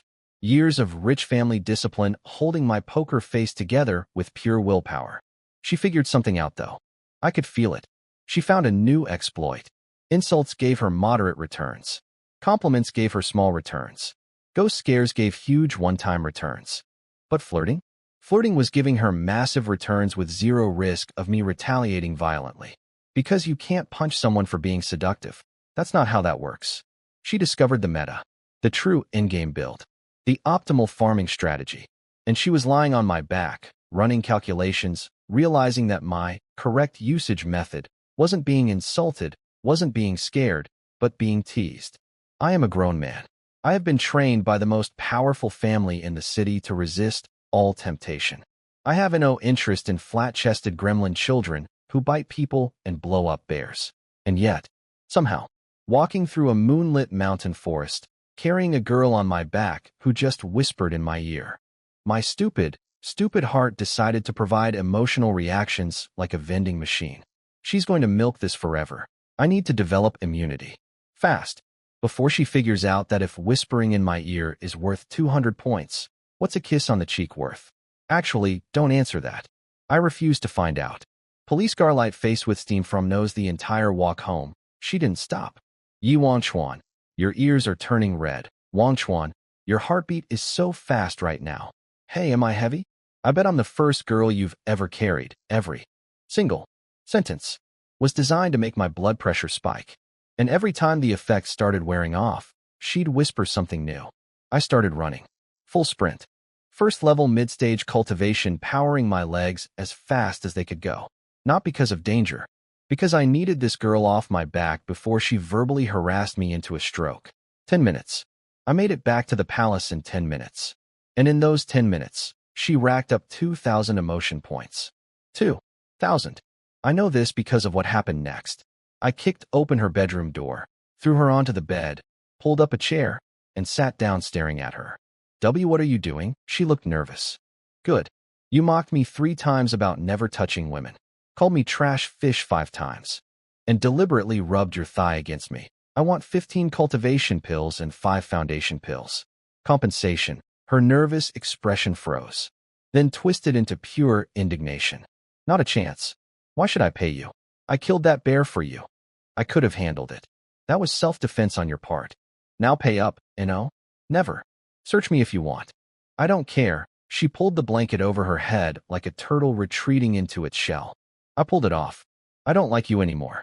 I hold grudges. Pay. She knows I'm serious. She's seen what happens when I don't get what I want. The rope. The sack. The mountain village threat. She knows my track record. So she tried negotiating. 3 cultivation pills. 1 foundation pill. 15 and 5. That's enough TO, get you TO late stage. Yes. That's the point. I won't. Then I'll make sure you never sleep again. Every night. Fans blowing in your face. No blankets. Until you pay. You psycho. She was about to dig in for a long battle of stubbornness. But then I played my ace. Tell you what. Give me the 15 and 5, and tomorrow night I'll go on another walk with you. She paused. I could see the gears turning. Another walk equals another piggyback ride equals another flirting session equals another 2,000 emotion points. She'd make back everything she spent and more. From her perspective, she was investing. Spend 900 points worth of pills now. Earn 2,000 points tomorrow. From my perspective, I was also investing. Take 20 pills now, figure out her farming method, then exploit it forever. We were both running the same ROI calculation from opposite sides and arriving at the same answer. Deal. Fine. Here, don't you dare back out. She grinned and pulled out 15 cultivation pills and 5 foundation pills from absolutely nowhere. 15 and 5. She actually had that many. I said those numbers as a test, an absurd highball to negotiate down from. But she just paid in full, without blinking. That means tonight's flirting session earned her way more than I estimated. Her system's conversion rate for romantic teasing must be insane. Mental note: she is never allowed near my ear again. She skipped off happily to her room. I went to mine with a mountain of pills. Quick inventory: 3 pills from rent, 1 foundation pill from the walk fee, 3 pills from chess, 1 foundation pill from the piggyback, 15 pills plus 5 foundation pills from the compensation. Total: 21 cultivation pills, 7 foundation pills. I needed 18 cultivation pills and 6 foundation pills to reach first level late stage. I ate them. Boom. First level late stage. In one night. Let me repeat that. I went from mid-stage to late stage in a single evening because a girl whispered in my ear for 10 minutes on a piggyback ride. 3 surplus cultivation pills and 1 surplus foundation pill left over. I'll save those as currency to trade with Li Luo later. In our relationship, pills aren't medicine anymore. They're money. Meanwhile, in her room, Li Luo was doing her math. She spent 900 on my pills, had 1100 left, bought herself 12 cultivation pills and 4 foundation pills, ate them all. She broke through to first level initial stage, 1 whole stage behind me, and she thinks she's winning because she has 380 points saved up. She thinks tomorrow night she'll earn even more by flirting with me again. And I think tomorrow night I'll figure out her exact farming method and drain her even harder. 2 people. Same bed. No wait. Different beds. Definitely different beds. Same mountain. Both convinced they're the genius exploiting the other. Both leveling up exclusively through the most emotionally toxic mutual parasitism ever conceived. She farms my emotions. I farm her pills. She flirts to earn currency. I endure flirting to steal currency. We're basically an economic ecosystem at this point. The world's first villain-protagonist trade partnership. GDP is booming. Chart increasing, face with steam from nose, pill noon. Noon. Our master woke up at noon. Fong Kei emerged from her deliberately dark bedroom, like a vampire who overslept. White hair tangled from sleeping. No shoes. She literally floats 1 centimeter above the ground because shoes are uncomfortable. Her feet have never touched dirt in probably thousands of years. They're smoother than a baby's. She doesn't eat, doesn't use the bathroom, doesn't produce any body oil or dandruff. Thousands of years of cultivation and she's basically a self-cleaning doll that sleeps 18 hours a day. She opened her door, got blasted by sunlight, raised her hand to block it, then remembered she's an ancient powerhouse and sunlight can't hurt her, and lowered it again. Outside, I was sitting in a chair sipping tea while a servant fanned me, living my best rich villain life. Li Luo was in the middle of the courtyard trying to learn spear fighting by swinging a wooden stick around. Bonk. She hit herself in the head with her own stick. Ow. Wow. You can't even swing a stick without injuring yourself. And you want to use a spear. This is your fault. Look at my body. Do I look like a spear user to you? Fair point. She's built like a chopstick. A spear is literally taller than her. Not my problem. Ask Master Fong Quebec. She's awake. Fong Kei shuffled over, yawning. I'll teach you basic techniques for 20 minutes. Then I'm done for today. Rest tomorrow. 20 minutes. She woke up at noon and is teaching for 20 minutes. This woman has elevated laziness to an art form. But before she started, she sensed our cultivation levels and stopped. Wait. Yesterday you were mid-stage and she was nothing. Now you're late stage and she's initial stage? What happened? She looked at the broken bed in the corner. The one I snapped a post off when Li Luo scared me at 3 a.m. Did you two do dual cultivation last night? That's impressive. Next time include me. We did not. / absolutely not. Also, that's not how dual cultivation works. She shrugged and moved on. Let me show you the sparrow sex technique. Yuan Chuan. Come here. A table flew over. She put her arm on it. Arm wrestle me. Her tiny hand grabbed mine. My entire palm engulfed hers like a baseball mitt holding a grape. 3, 2, 1. I slammed my full first-level late-stage strength down, and got annihilated. Some invisible force wrapped around her arm from every direction and pinned mine to the table like it was nothing. Not surprised. She owns a 100,000-meter mountain. You don't hold real estate like that without being terrifyingly strong. Did you notice anything strange? She asked. Your arm didn't generate the force. Something external wrapped around your arm and pushed mine down. Correct. Now again. This time she pulled out a golden rope and wrapped it around her own arm. We gripped hands. 3, 2, 1. I pushed. She went down. Instantly. Like arm wrestling a child. Zero resistance. Your physical strength is actually terrible. I can barely lift 30 pounds. 30 pounds. This woman who single-handedly occupies a massive spirit mountain can't lift a suitcase. All her power comes from spiritual energy manipulation, and without it, she's weaker than Liluo. She unwrapped the golden rope. This is called the immortal binding cord. Whatever body part it touches loses the ability to control spiritual energy. If my whole body was wrapped in it, anyone could do whatever they wanted with me. Then I noticed the rope. Really noticed it. Master, can I borrow that? Because I immediately saw the application. If I wrap this around Liluo, she can't use her explosion talismans. If I wrap it around a protagonist, they lose all their powers. This rope is a protagonist neutralizer. I was already preparing my bargaining strategy. If she says no, I'll offer marrow-cleansing fruits. Those are equally rare. Should be a fair trade. Sure, just keep it. Consider it a thank you for the palace. She tossed it to me like it was a piece of string. I stared at it. Liluo stared at it. This rope is made from divine dragon sinew. You have to kill a special dragon to get one. There are only 9 dragons in the entire world. That means only 9 of these ropes exist. Ever. And she just gave it to me for letting her sleep in a nice bed. Liluo checked her system store. The immortal binding cord was listed, but the price showed, meaning it cost more emotion points than she could even see. An item worth more than her entire lifetime of farming. And Fong Ke handed it over like spare change. I looked at the cord. I looked at Fong Ke. One gentle tug on this sleepy little master, and she drops a legendary item. Liluo needs weeks of insults, flirting, and emotional warfare to produce a handful of pills. But Fong Ke? One nice gesture, and she rains treasure. I have found a new loot source.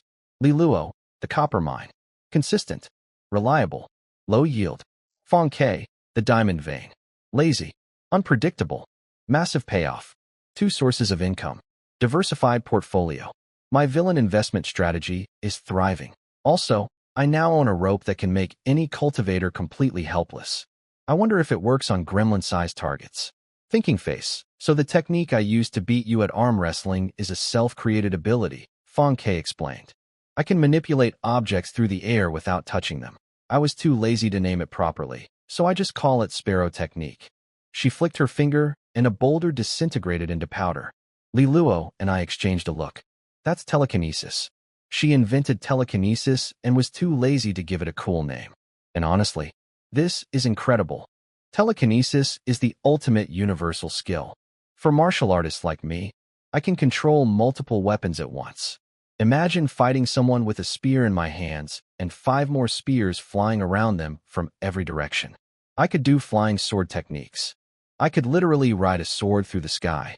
For magic users, it covers their weak spots, close combat, physical strength, mid-fight redirections. This, Sparrow Sect, isn't a martial sect or a magic sect. It's both. A hybrid path that covers all weaknesses. I feel so good about intercepting this opportunity. Some protagonist was supposed to get this. Some tragic backstory hero was destined to walk into this sleepy little booth, join this sect, learn telekinesis from a hidden god-tier master, and use it to eventually destroy me. Instead, I'm learning it. The villain stole the protagonist's cheat power. Ha ha ha. Being a villain is amazing. Fong Ke taught us the theory for exactly 20 minutes. Then stopped. That's it for today. Tomorrow I'll teach the actual technique. I want to go shopping in Chang'an. Coming, she clapped and the giant sparrow appeared. She flopped into its feathers. I went with her. Gotta keep farming this generous master. Liluo split off to visit the Li family. So it was just me and my 138-centimeter master, strolling through Chang'an together. She wanted dumplings. Master, you don't need to eat at your cultivation level. I'm craving them. Fair enough. I took her to a nice dumpling shop, put a silver coin on the counter. One large bowl of pork dumplings. The waiter started his normal routine. That'll be 200 copper. Here's your change of 800. Holy crap, it's young Master Y. He tried to push the money back. No, no, no. I can't take your money. Just take it. I'm not going to eat you. He nervously accepted. Then the kitchen sent out a bowl so overflowing with dumplings, it was practically a mountain. Obviously, the chef threw in extras because he didn't want to anger me. And you know what? I was starting to appreciate this whole villain thing. Nobody harasses me. Nobody picks fights. Nobody does the classic, you think you're tough? Routine. Shop owners give me extra food. Guards nod respectfully. Random citizens wave hello. If I were a protagonist walking in here, that waiter would have taken one look at me and gone. You look poor. Get out. You can't afford this. And then I'd have to do the whole face-slapping scene where I prove I have money, embarrass the waiter, and attract some young master's attention. But I'm the villain. I get the respect. I skip the humiliation arc entirely. Being a villain is just better. Objectively, Fong Kei and I were peacefully sharing dumplings. She couldn't finish the huge bowl, so I helped. When I heard something outside. Dressed like that, and you want to eat in the city center? Can you even afford dumplings? I looked toward the door. The waiter was outside, blocking a ragged young man who looked like he hadn't showered in months. Full beggar aesthetic. Torn clothes. Dirt everywhere. I can afford it. Why are you kicking me out? The kid pulled out a clump of muddy copper coins. The waiter laughed in his face. Even with money, you can't come in. Young Master Yi is eating inside. You think I'll let a beggar ruin his appetite? Slap. The waiter smacked the coins out of the kid's hand. Don't push me too far. The beggar kid snarled. Or what? You're probably some low-tier trash nobody with no sect, no backing, and no power. Ha ha. The waiter spat at him. And I sat there, dumpling in my mouth, watching this unfold with growing horror. Not horror at the cruelty. Horror at the pattern. This kid. This dirty, broke, angry kid with nothing to his name. His name is Su Fuguwei. Surname Su. As in the Su family. As in one of the families my grandfather massacred and left the children alive. He came from some dirt-poor village. Traveled for months eating grass and drinking river water. Almost died to wild beasts multiple times. Sold his only possession, a jade bracelet he was born with, just to hitch a ride to Chang'an. And his talent? Tier 19. 19. Below the minimum for any sect. An orphan. From a destroyed clan. With a mysterious birth item. Arrived just in time for the talent test. Got the worst score possible. Now being publicly humiliated by a waiter who's using my name as a weapon. This is a protagonist. This is a textbook waste-tier protagonist origin story. He's probably 3 insults away from finding a secret master in a dumpster who gives him ancient supreme techniques. And the waiter is creating his motivation arc. Using me as the excuse. I'm sitting here eating dumplings while my own employee manufactures my future nemesis right in front of my face. Anxious face with sweat dumpling, so while I'm sitting in the dumpling shop watching this unfold, let me fill you in on what I pieced together about this kid later. Su Fuguwei. Surname Su. As in the Su clan. As in one of the clans my grandfather wiped out, while conveniently sparing every child shorter than a wagon wheel. This is what happens when you leave survivors, Grandpa. They come back. They always come back. But here's the tragic part. This kid's life was miserable. Tier 19 talent. No family. No money. Grew up in some dirt village farming potatoes. Spent months traveling to Chang'an eating grass and drinking pond water. Almost got eaten by wild beasts multiple times. Had to sell his only possession, some jade bracelet he was born with, which is obviously a plot-relevant artifact, just to hitch a ride. Got to Chang'an. Took the talent test. Tier 19. Couldn't even reach step 34. Below the minimum for literally any sect in existence. Went to the recruitment fair. Begged every single booth. I'll sweep floors. I don't need resources. Just feed me. Every sect said no. Because in a fantasy world with infinite people, a tier 19 orphan has the market value of a damp napkin. Then, and this is the part that made me want to scream, he noticed a little booth in the corner with 0 people in line. A sect called Sparrow Sect, my sect. He found MY Sect. He was going to come to MY Sect as a last resort. If I had been even 1 day slower joining Fong Kei, this kid, this revenge-motivated, tragic backstory, destined protagonist, would have walked into my sect, become Fong Kei's disciple, learned telekinesis, and used it to destroy me. I intercepted his destiny by hours, maybe minutes. The universe is terrifying. After failing at everything, the original Su Fugue gave up on life completely.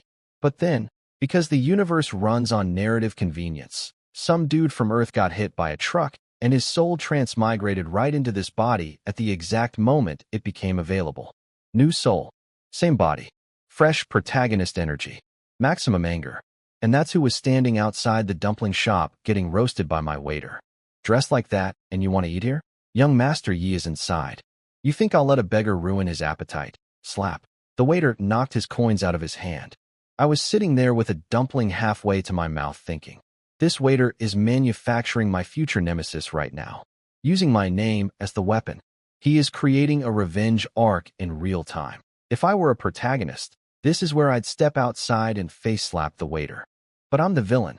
The waiter is being a jerk on my behalf, which makes me the indirect cause, which gives this beggar kid a reason to hate me. I hate this. I hate everything about this. Then the beggar punched the waiter. I don't care about your Yi this or Chin that. I'm Su Fugue and I was born to be on top. He just screamed his name and his transmigrator status at full volume. In public. In a world where other transmigrators exist. Biro. I'm literally sitting 10 feet away. A fellow Earth person. And you just announced, I transmigrated here, to the entire street. Fortunately, nobody else understood what he meant. But I was sitting there with my fan out, I twitching, thinking, this man has the survival instincts of a lemming. The waiter and Su Fugue started fighting. And Su Fugue was losing. His body was 6 feet tall, but weighed 80 pounds. The waiter, a regular guy with zero cultivation who carries dishes all day, was beating him like a drum. 2 elbow strikes, and Su Fugue was on the floor coughing blood. And then, system, put everything into cultivation. Max it out, he screamed this. Out loud. In the restaurant. My dumpling fell out of my chopsticks. Did this man just yell system at the top of his lungs? In public? Does he think this is a private conversation? There are people here. Well, they all ran. But still, a golden aura erupted from his body. First level initial stage. Instant breakthrough. 0 to hero in 2 seconds flat. Boom. 1 punch. The waiter's face caved in like a deflated basketball. Flew across the shop, crashed through tables, and lay there twitching. Fong Kei didn't even look up. When a panicking bystander bumped her dumpling bowl, she just wiggled a finger and every dumpling and the soup floated back into the bowl. Didn't lose a single one. Then kept eating. Meanwhile, I was processing. 4th protagonist. 4th. Su Fugue. Waste type, transmigrator subclass, money-based system. From one of the families my grandpa destroyed. Currently standing in the same restaurant as me, radiating fresh protagonist energy. Li Luo has a choice system. Luhan has natural genius. Tang San is dead. And now Su Fugue has a spending system that converts money into power. The universe saw me kill one protagonist and immediately spawned a replacement. Su Fugue turned and looked at me. You're Yuan Chuan. Yep, my hand was already on a hidden spear. If he makes one aggressive move, cool, just asking. And he walked out. What? He just left? No, I'll have my revenge. No, remember this day? No dramatic villain confrontation monologue. Oh, I see. He's smart. Not book smart, but street smart. He knows he can't take me right now. He's going to go build up his power first and come back later. That's actually more dangerous than the idiots who attack immediately. A patient protagonist is a terrifying protagonist. I sat there, fan in hand, dumpling forgotten, staring at the door he walked through. For protagonists, 3 alive. One of them is my pet gremlin, one is my fanboy, and one just walked away to go get stronger. And my waiter started this entire conflict by being a snob. Note to self, give all restaurant staff a mandatory training course on how to not create protagonists. Clipboard dumpling face with steam from nose after Fong Kei finished her dumplings. I sat there analyzing Su Fugue while she peacefully slurped the last bits of soup. So here's what I know. He's a transmigrator, confirmed by the fact that he screamed it in public. His system gives him points when he spends money. He's impulsive, but not completely stupid. And he's from the Su clan, the clan my grandpa destroyed. Also, the waiter is dead. Yeah, Su Fugue punched him in the head with first-level cultivation. One hit. Lights out. The kid weighs 80 pounds soaking wet, but a fist powered by cultivation doesn't care about body mass. And you know what? I actually like that waiter. He was always polite to me. Extra dumplings, every time. I was going to tip him. Can't tip a corpse, though. Then the dumpling shop owner walked in. A big muscular dude named Yi Minghu. My grandpa's 26th adopted son's descendant. Part of the Yi family tree. Runs the shop in the city center even though he's rich enough for a luxury restaurant. He just likes keeping things down to earth. He saw his dead employee and went ballistic. Who killed my worker? Do they not fear the Yi family? I'll tear them apart. And I just smacked my own forehead. Of course. Another Yi family member acting like a villain. First me, the actual designated villain. Then Yi Bai at the banquet with his tier 3 shut up routine. Now Yi Menghu. Doing the classic, how dare you disrespect the Yi family, roar. Everyone surnamed Yi in this city is a villain. We're not a family, we're a villain factory. We mass-produce antagonists. Every branch of our family tree grows a new mini-boss for protagonists to defeat on their way to fighting me. Wang Chuan. Did you see who did it? Nope. Didn't see anything. I lied. Straight to his face. Because if I tell Yi Minghu it was Su Fugue, he's going to chase the kid down, get into a dramatic fight, and lose. Because that's what happens when villains chase protagonists. They become experience points. I'm not going to feed my own cousin to a protagonist like a snack. Just take the waiter to get revived? Fine. Oh yeah, this world has resurrection. As long as the body isn't missing more than half its parts, our family's medical elder can bring people back. A freshly dead normal person? That's like fixing a paper cut for her. Practically free. And it's great for PR. Work for the Yi family. Even if you die, we'll bring you back. Employee satisfaction through the roof. Loyalty through the ceiling. We are the most evil family in the city, and we have the best employee benefits package. Peak villainy. After Yi Menghu left with the body, I pulled out my family token. But instead of tapping it twice like a normal call, I tapped 4 times. The Yi character turned gray. This is the Shadow Network channel. Our family has spies stationed across the entire city. Hidden in alleys, on rooftops, in crowds.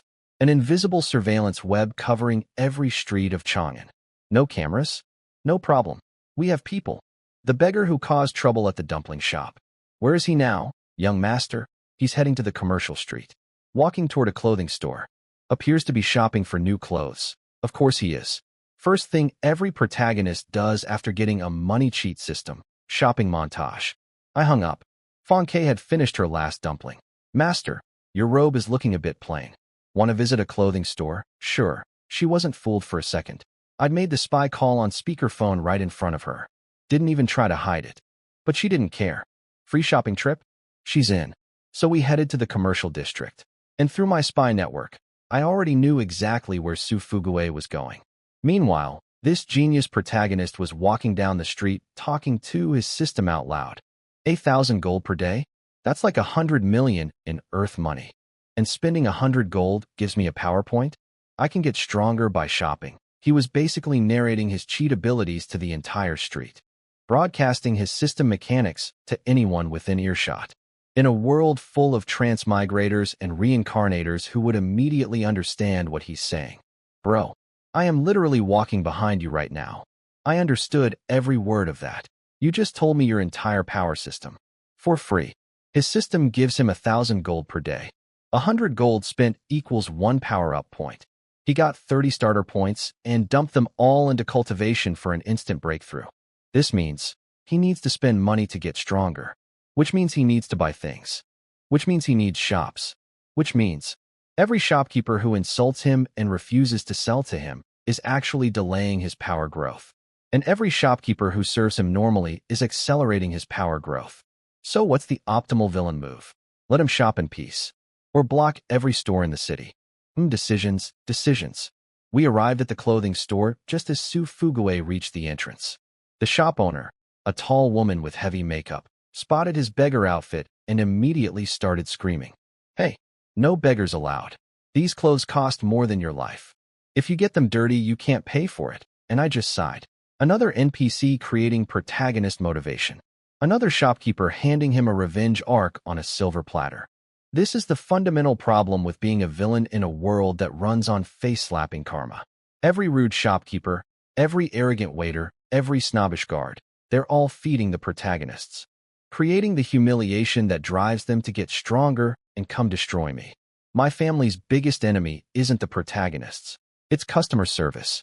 Dumpling face with steam from nose.